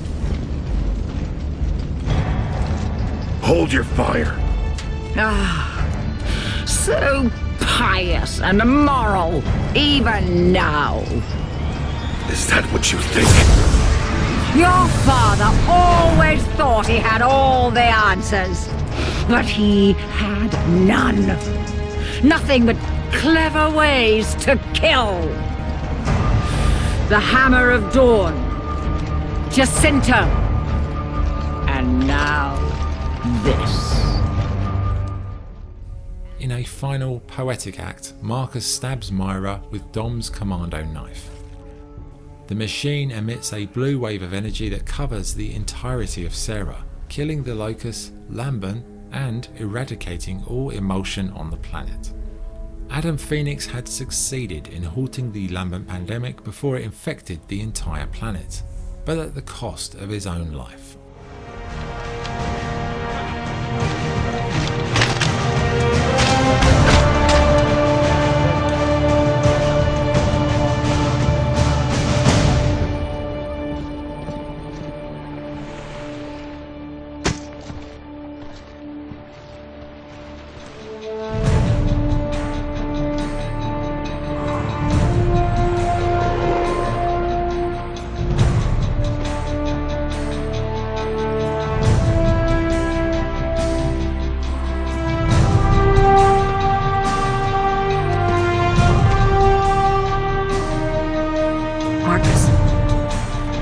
Whatever it takes.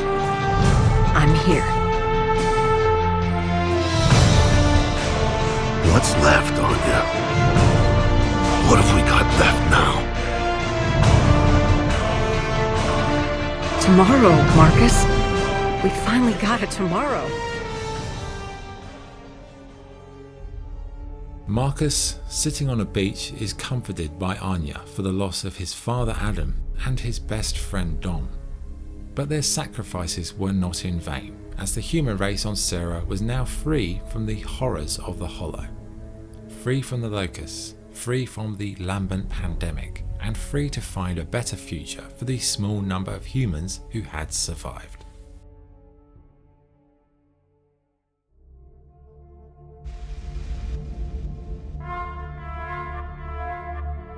Sera had seen year upon year of bloody conflict, from the Pendulum Wars to humanity's struggle against the Locust Horde. As a result of these wars and the countermeasure activation, the planet's ecosystem was irreversibly damaged. Adding to that, the emulsion that had once powered the planet was all gone, leaving the inhabitants with no fossil fuel supply. In the wake of this energy crisis, humanity began research on other sustainable sources of energy. Sera's weather had changed following these events, with violent wind flares sweeping across the planet. Another environmental issue was the lowering of global sea levels, caused in part by the flooding of the Hollow. Former port cities such as Halvo Bay and Vescari Port were now surrounded by salt flats and deserts. In the year 17 AE, with no Locust or Lambent threat present, the coalition of ordered governments was reformed to govern the remaining survivors. But both the Pendulum Wars and the Locust War had left deep wounds within the people of Sera. It was estimated that less than 1 million people had survived, with all history, culture, and infrastructure left in ruins. The COG based their efforts in Tyrus and began aggressive reconstruction as well as developing new technologies. In time, a capital, New Ephyra, and other small settlements were formed. A couple of months after the countermeasure, the dead locusts began to develop impenetrable crystal shells. Due to a genetic characteristic, the locust horde went into hibernation. In the year 18 AE, unable to burn the bodies, the COG chose to bury them in large mass graves located in mines and old COG facilities thousands of feet below the surface. Several years later, Anya Stroud had risen to the position of First Minister. She enlists in Minister Jin's fertility program and successfully implants a child. Shortly after, James Dominic Phoenix is born. At the same time, Kate Diaz, parented by Raina and Gabriel Diaz, is born in an outsider settlement. In the year 27 AE, First Minister Anya Stroud attempts to have another child via Jin's fertility program. Anya sadly dies during the process, leaving Marcus to grieve for her loss. Marcus loved Anya, and in a time when war was no longer a part of everyday life, he loses her forever. Gabriel Diaz dies from rust lung, with his wife replacing him as leader of Fort Umsen. In the year 38 AE, James Phoenix and Del Walker graduate and enlist in the COG Military Academy. James Phoenix was following in his father's footsteps in more ways than one. Marcus Phoenix didn't approve of his son joining the military. In the same way, Adam Phoenix didn't approve of Marcus joining during the Pendulum Wars. At the Academy, James and Del meet Fars Chitani, who would become their rival at the Academy. The trio were trained by Chief Sergeant Clayton Carmine. A year later, the trio graduate from New Ephyra Military Academy and are all made lieutenant. In the year 40 AE, after 25 years of peace, the population had grown into the millions. However, the peace was not representative of a unified harmony in the population. There were many who didn't recognise the COG leadership as having any authority over the people of Sera, as the COG were guilty of terrible atrocities during both wars. These groups, known as the Outsiders, lived out in the wilderness beyond the COG settlements. Due to the new violent weather patterns, the COG developed wind walls to counteract these new threats in order to protect their settlements. In 40 AE, the locusts emerged from their cocoons, evolving into scions. The locusts created a bioorganism able to transform other life forms into their hive mind, called the swarm. This new threat waited patiently under the surface, ready to make its presence felt one day in the future.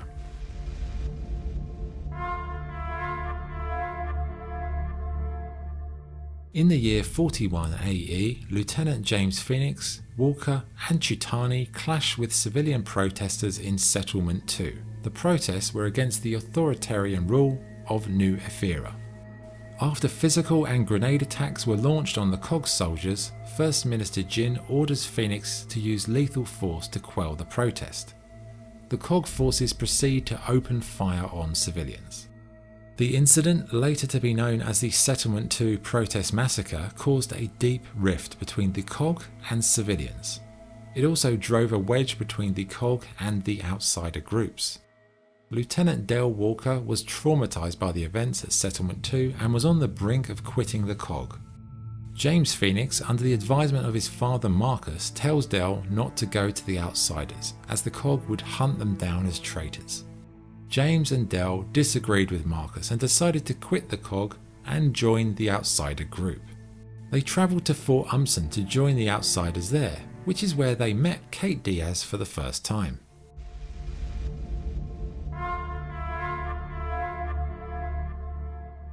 25 years had passed since the end of the Locust War. The people of Sera thought they were safe, but they were wrong. Around this time, entire settlements began to disappear, and the Cog accused outsiders of killing or enslaving the civilians. Neither of these were accurate, and the horrifying truth was about to be revealed. The Locusts had returned, re-emerging from the depths as a new and much deadlier life form, the Swarm.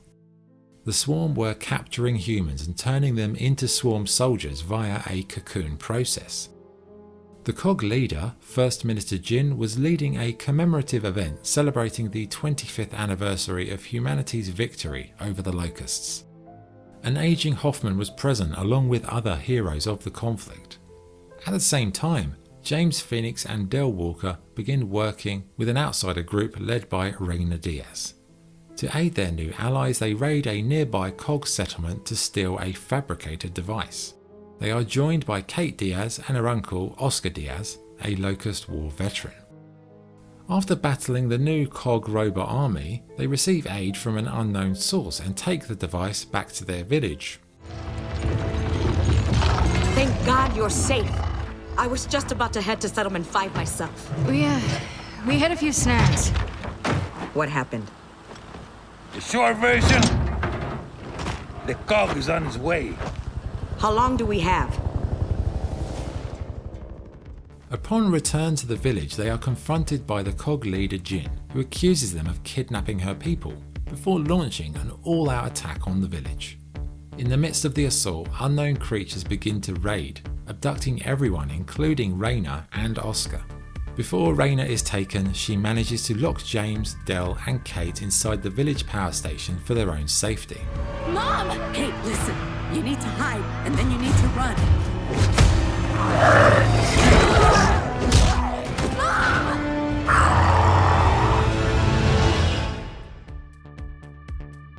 The group escape and pay a visit to James's father, Marcus Phoenix. Marcus was still angry at James for joining the Cog and further endangering himself by leaving to become an outsider. James tells his dad about the creatures that attacked the village, calling them the Swarm. Marcus decides to leave with the group to investigate Fort Riepl, a location where thousands of Locust corpses were buried. As they depart the farmhouse, they are once again attacked by Jin's forces, but the group manage to escape. Cut it open. Not sure that's a good idea, Dad.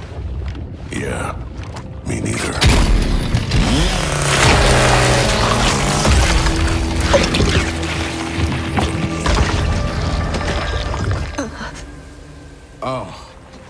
Oh, that's nasty.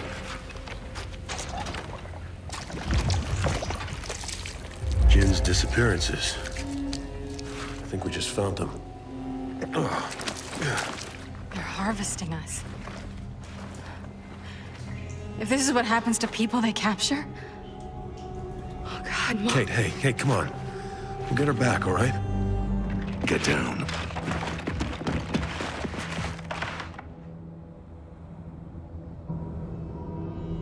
That thing's been following us since we got here.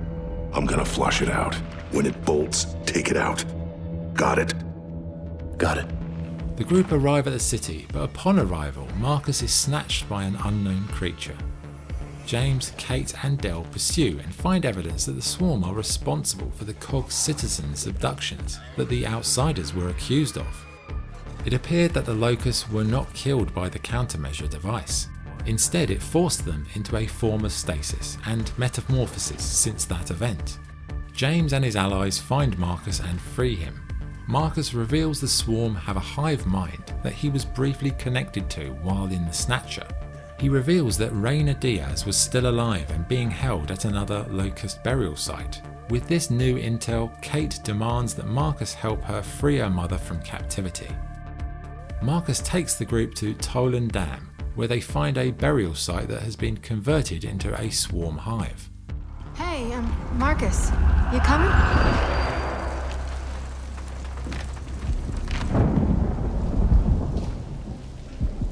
When you were here with the Cog, what happened?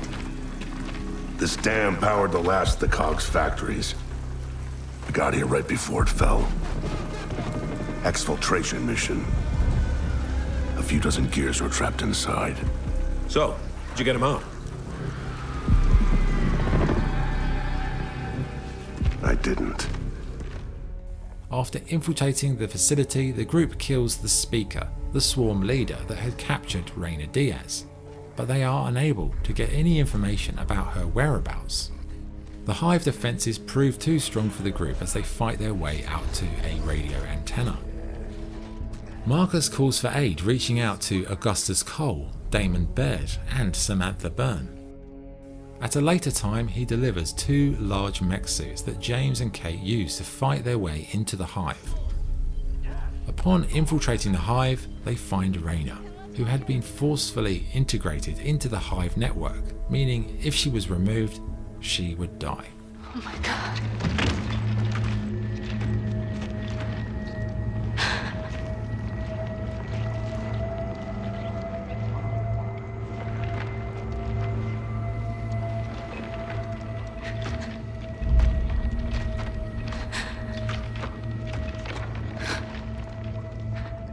You knew, didn't you? Yes. But I didn't know we'd find this.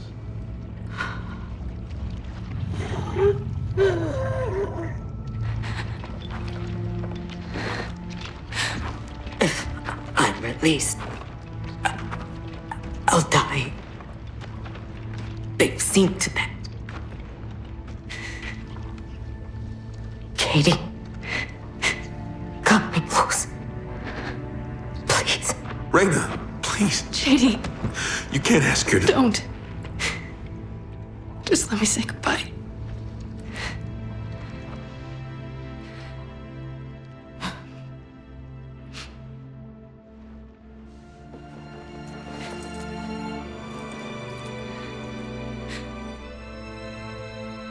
Take it.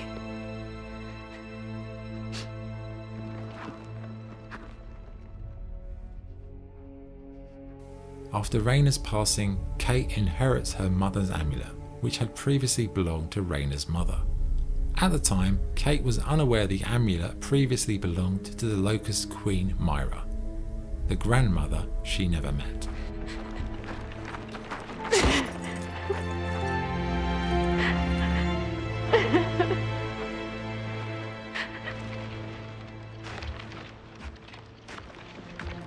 This isn't over. So get her somewhere safe. I don't need protection. I know. Need time. Trust me. I've been there.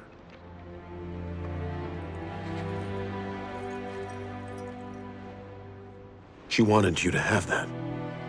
It was my grandmother's. I never knew her. It's beautiful.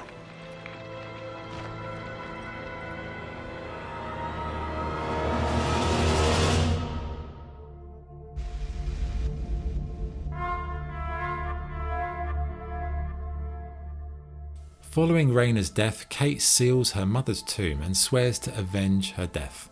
Kate returns to New Ephyra to warn the Cog of the swarm threat, but first Minister Jin demands proof before taking action. Marcus, Kate, Del and JD embark on missions to confirm the threats are real. 42 years after E-Day, Delta Squad travel to the ruins of Azura to restore the Hammer of Dawn network. Following their success, the squad returned to New Ephyra.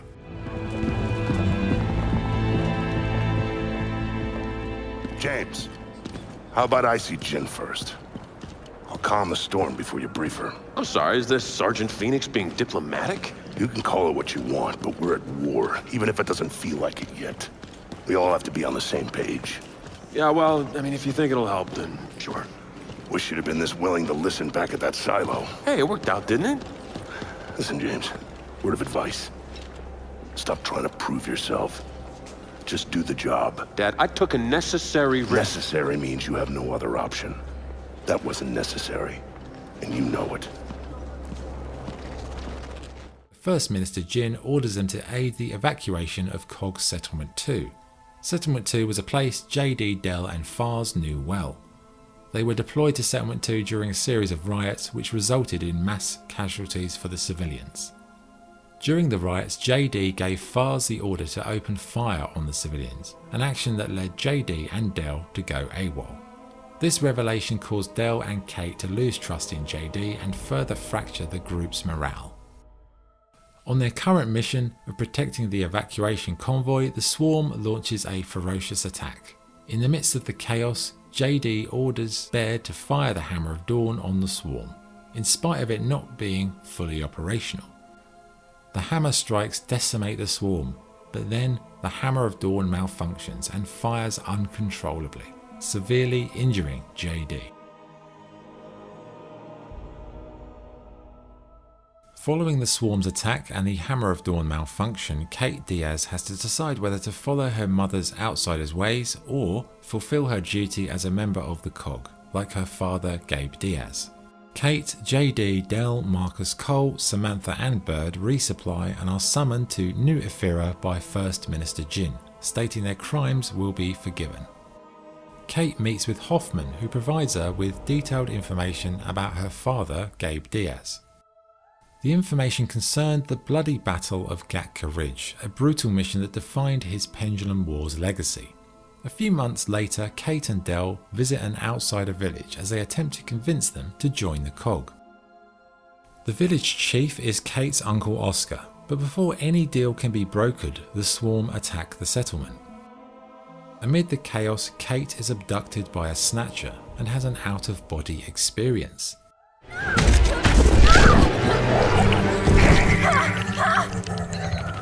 In the vision, she appears to be controlling Swarm forces and hears strange voices. Kate manages to escape the snatcher, but is too late to save Oscar from certain death. No. Kate, you can't see this. You don't want to see this. I'm sorry.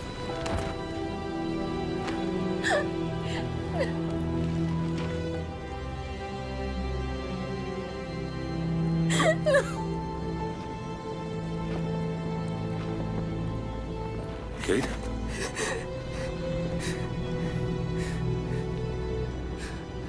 I'm sorry.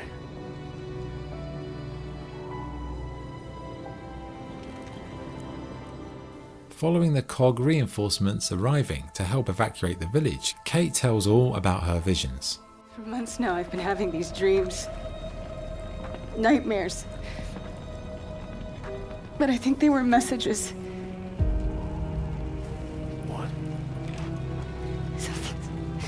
Something's happening to me. It's your grandmother's? Enough. We'll deal with this later. Fars, round these people up. I need help.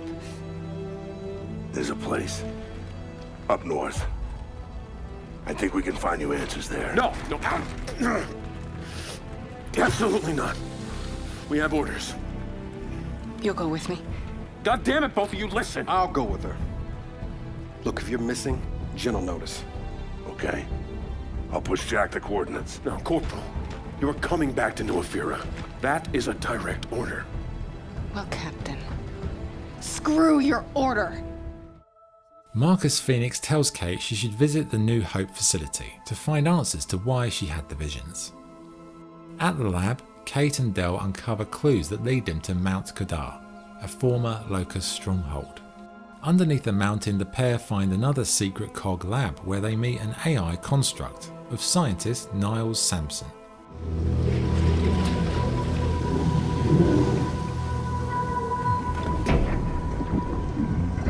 What is it? That is one of our first successful hybrids. Hybrid? You mean a Locust? One and the same. In our previous facility, we had problems with genetic stability. The sires were distempered and sterile, a problem for obvious reasons. But the Locust were different. Highly controllable, the perfect soldiers, and blessedly able to reproduce. What made them different? Their cells. You see, the emulsion miners' children provided a marvelous genetic repository, as did the indigenous creatures of the Hollow. But When the extent of one very special child's genetic immunity to emotion became clear, our work began to soar. Please, go ahead. Niles Sampson went on to reveal that Queen Myra, the leader of the Locust, was human with an immunity to emotion. Myra had a daughter by the name of Reyna, Kate's dead mother. When a young Reyna was taken away from Myra by her father, the Queen led the Locust to rebel against the scientists and fight to gain their independence. In this moment, Kate truly understands her place in the story. She is the heir to the Locust throne, with her grandmother, Queen Myra, and her mother, Reyna, passing on the Locust lineage. Kate demands to be separated from the Swarm's hive mind, but in doing so she passes on the natural succession of Swarm Queen back to her dead mother Reyna. Reyna is resurrected, which is revealed to be Niles' true intention as Del and Kate are forced to fight and kill the Swarm matriarch. Several weeks later, Baird takes Kate and Del to the Vasgar desert. Upon arrival, they are introduced to Garin Paddock. Vasgar was independent.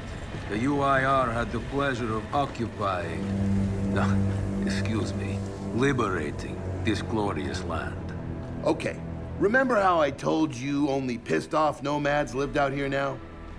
Meet Garin Paddock, the most pissed off and nomadic of them all. This is your old UIR contact? Two things I dislike, Baird. The Cog and children. You've brought me both. Two things I dislike? Old men and deserts. And yet, here we are. Ha! I like this one.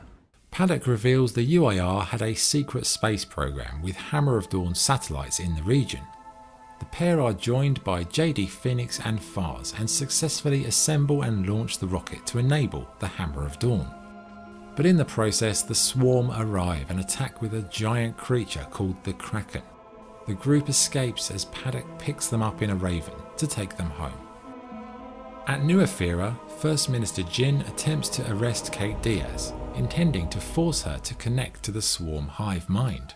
In this moment, the Swarm launches a large-scale assault on the city. The Gears fail in their attempts to set up the Hammer of Dawn as the Kraken destroys the targeting beacons.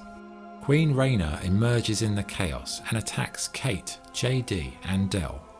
Reyna captures JD and Del, forcing Kate to decide which one will live and which one will die. Connected! Immortal! You had a choice, and you squandered it! Alive or dead, you belong to us!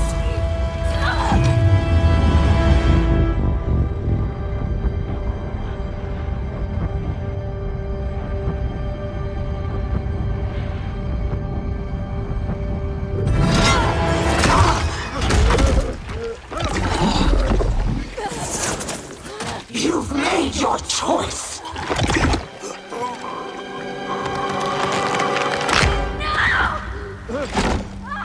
Now die with it. After killing one of Kate's close allies, the remaining survivors attempt to evac, but are attacked by the Kraken. What soldiers remain are overwhelmed, and a tragic end for the Cog seems inevitable. But in a moment of heroism, Jack, the squad's robotic companion, kills the Kraken by sacrificing itself as an improvised target beacon for the Hammer of Dawn. In the moments after the battle, Marcus tells Kate that Reyna will inevitably return. Kate throws away her mother's Locust necklace and promises to find and kill her mother, Queen Reyna.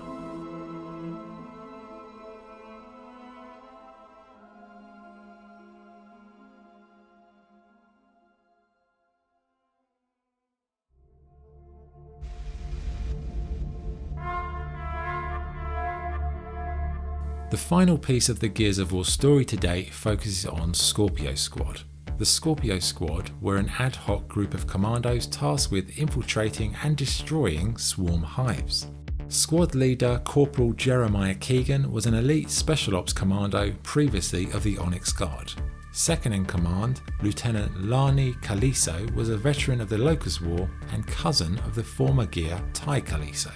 The third and final member of Scorpio was Leslie "Mac" McAllister, the youngest member of the squad. Mac lost his son to the Swarm. Following this, he joined the COG in order to make the Swarm pay at any price, including his own life. This suited Scorpio Squad, as their operations were often referred to as suicide missions, with low expectations of any squad members making it home alive. During a secret mission, Scorpio Squad crash lands on the island of Pahanu. Following the crash, Scorpios send out a distress signal and are rescued by Jassy Tak, an ally of Colonel Victor Hoffman. As they depart, they notice the Swarm forces being decimated by a mysterious acid-spitting creature.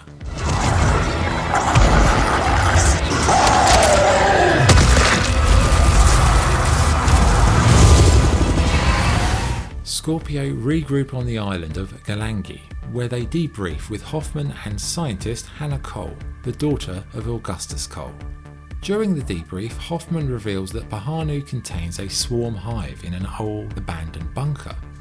Hoffman continues to outline Scorpio Squad's next mission, to deliver a chemical bomb to the bunker hive on Pahanu. Using Keegan's clearance level as an Onyx guard, Scorpio successfully infiltrates the bunker.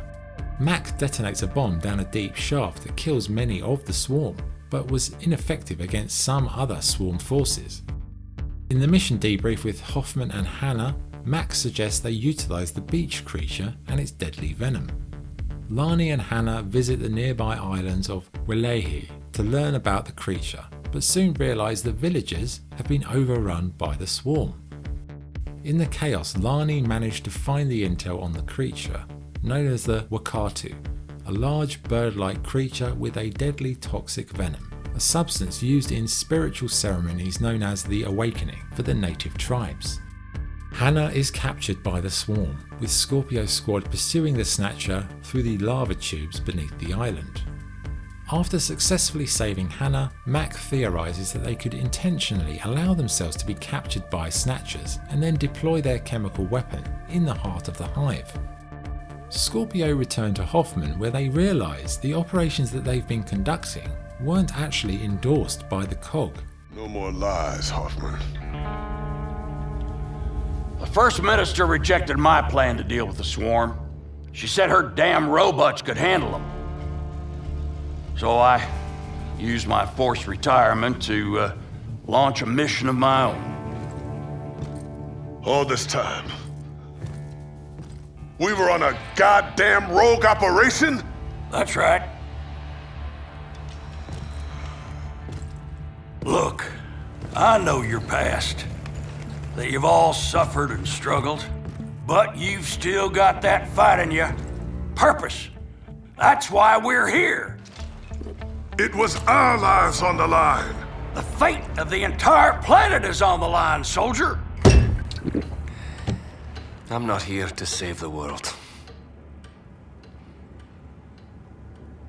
The swarm took my son. Dragged him, screaming, into the dark. I failed to protect him. To fight for him.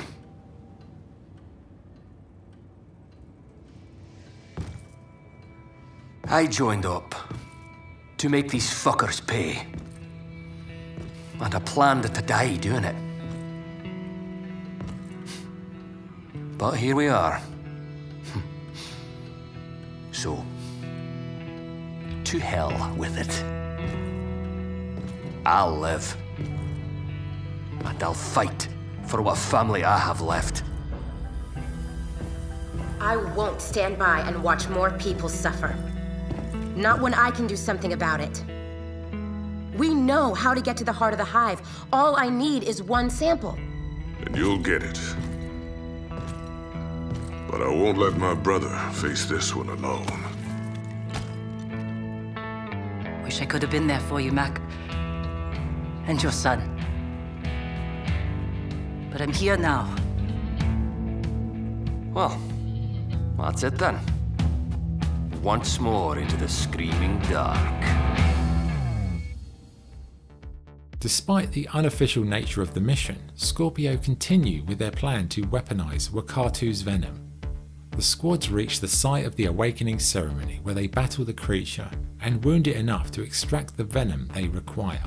Hannah Cole synthesizes the bomb and identifies an extraction plan to ensure that the squad get out alive. Scorpio purposely get captured. They make it to the heart of the swarm hive on Pahanu, where they can destroy it. The story of Scorpio Squad continues in a series of graphic novels where Keegan, Mac, and Lani embark on a mission which takes Mac back to his hometown. And that is where the story ends, for now. With no official announcement on Gears 6 or Gears Tactics 2, we will have to wait to see where the story takes us next. But one thing is for sure, Gears of War has become one of the biggest game franchises in the industry today, with a compelling story full of twists and turns, interesting characters, and a ferocious enemy. Gears of War is a game I and a lot of people love. I look forward to the next chapter, but for now, this is Photography Gamer signing off. Thank you. I know you told your friend you're not okay, and tell me what's wrong and why you never said you felt that way. And guess you're trying to stay strong and fake a smile until I look away. But I've known you too long, it hurts to watch your blue eyes fade to grey as you fade away, as you fade away, as you fade away, as you fade away.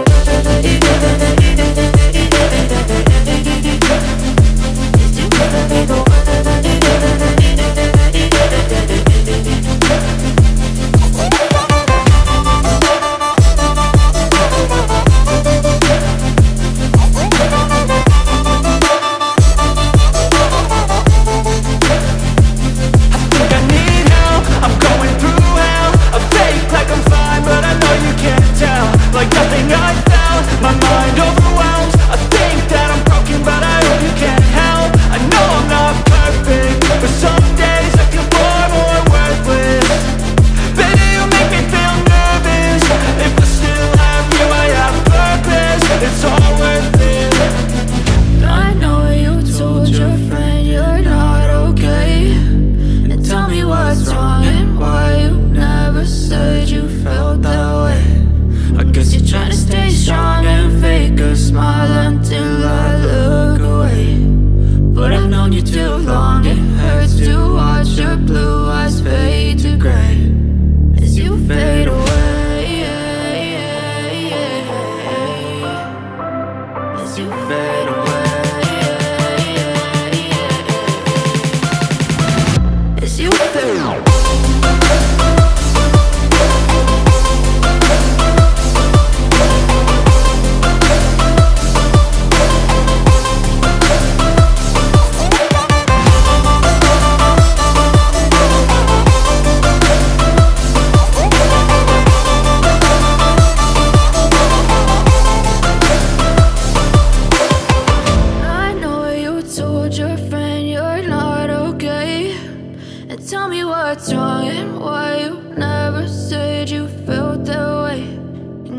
Trying to stay strong and fake a smile until I look away.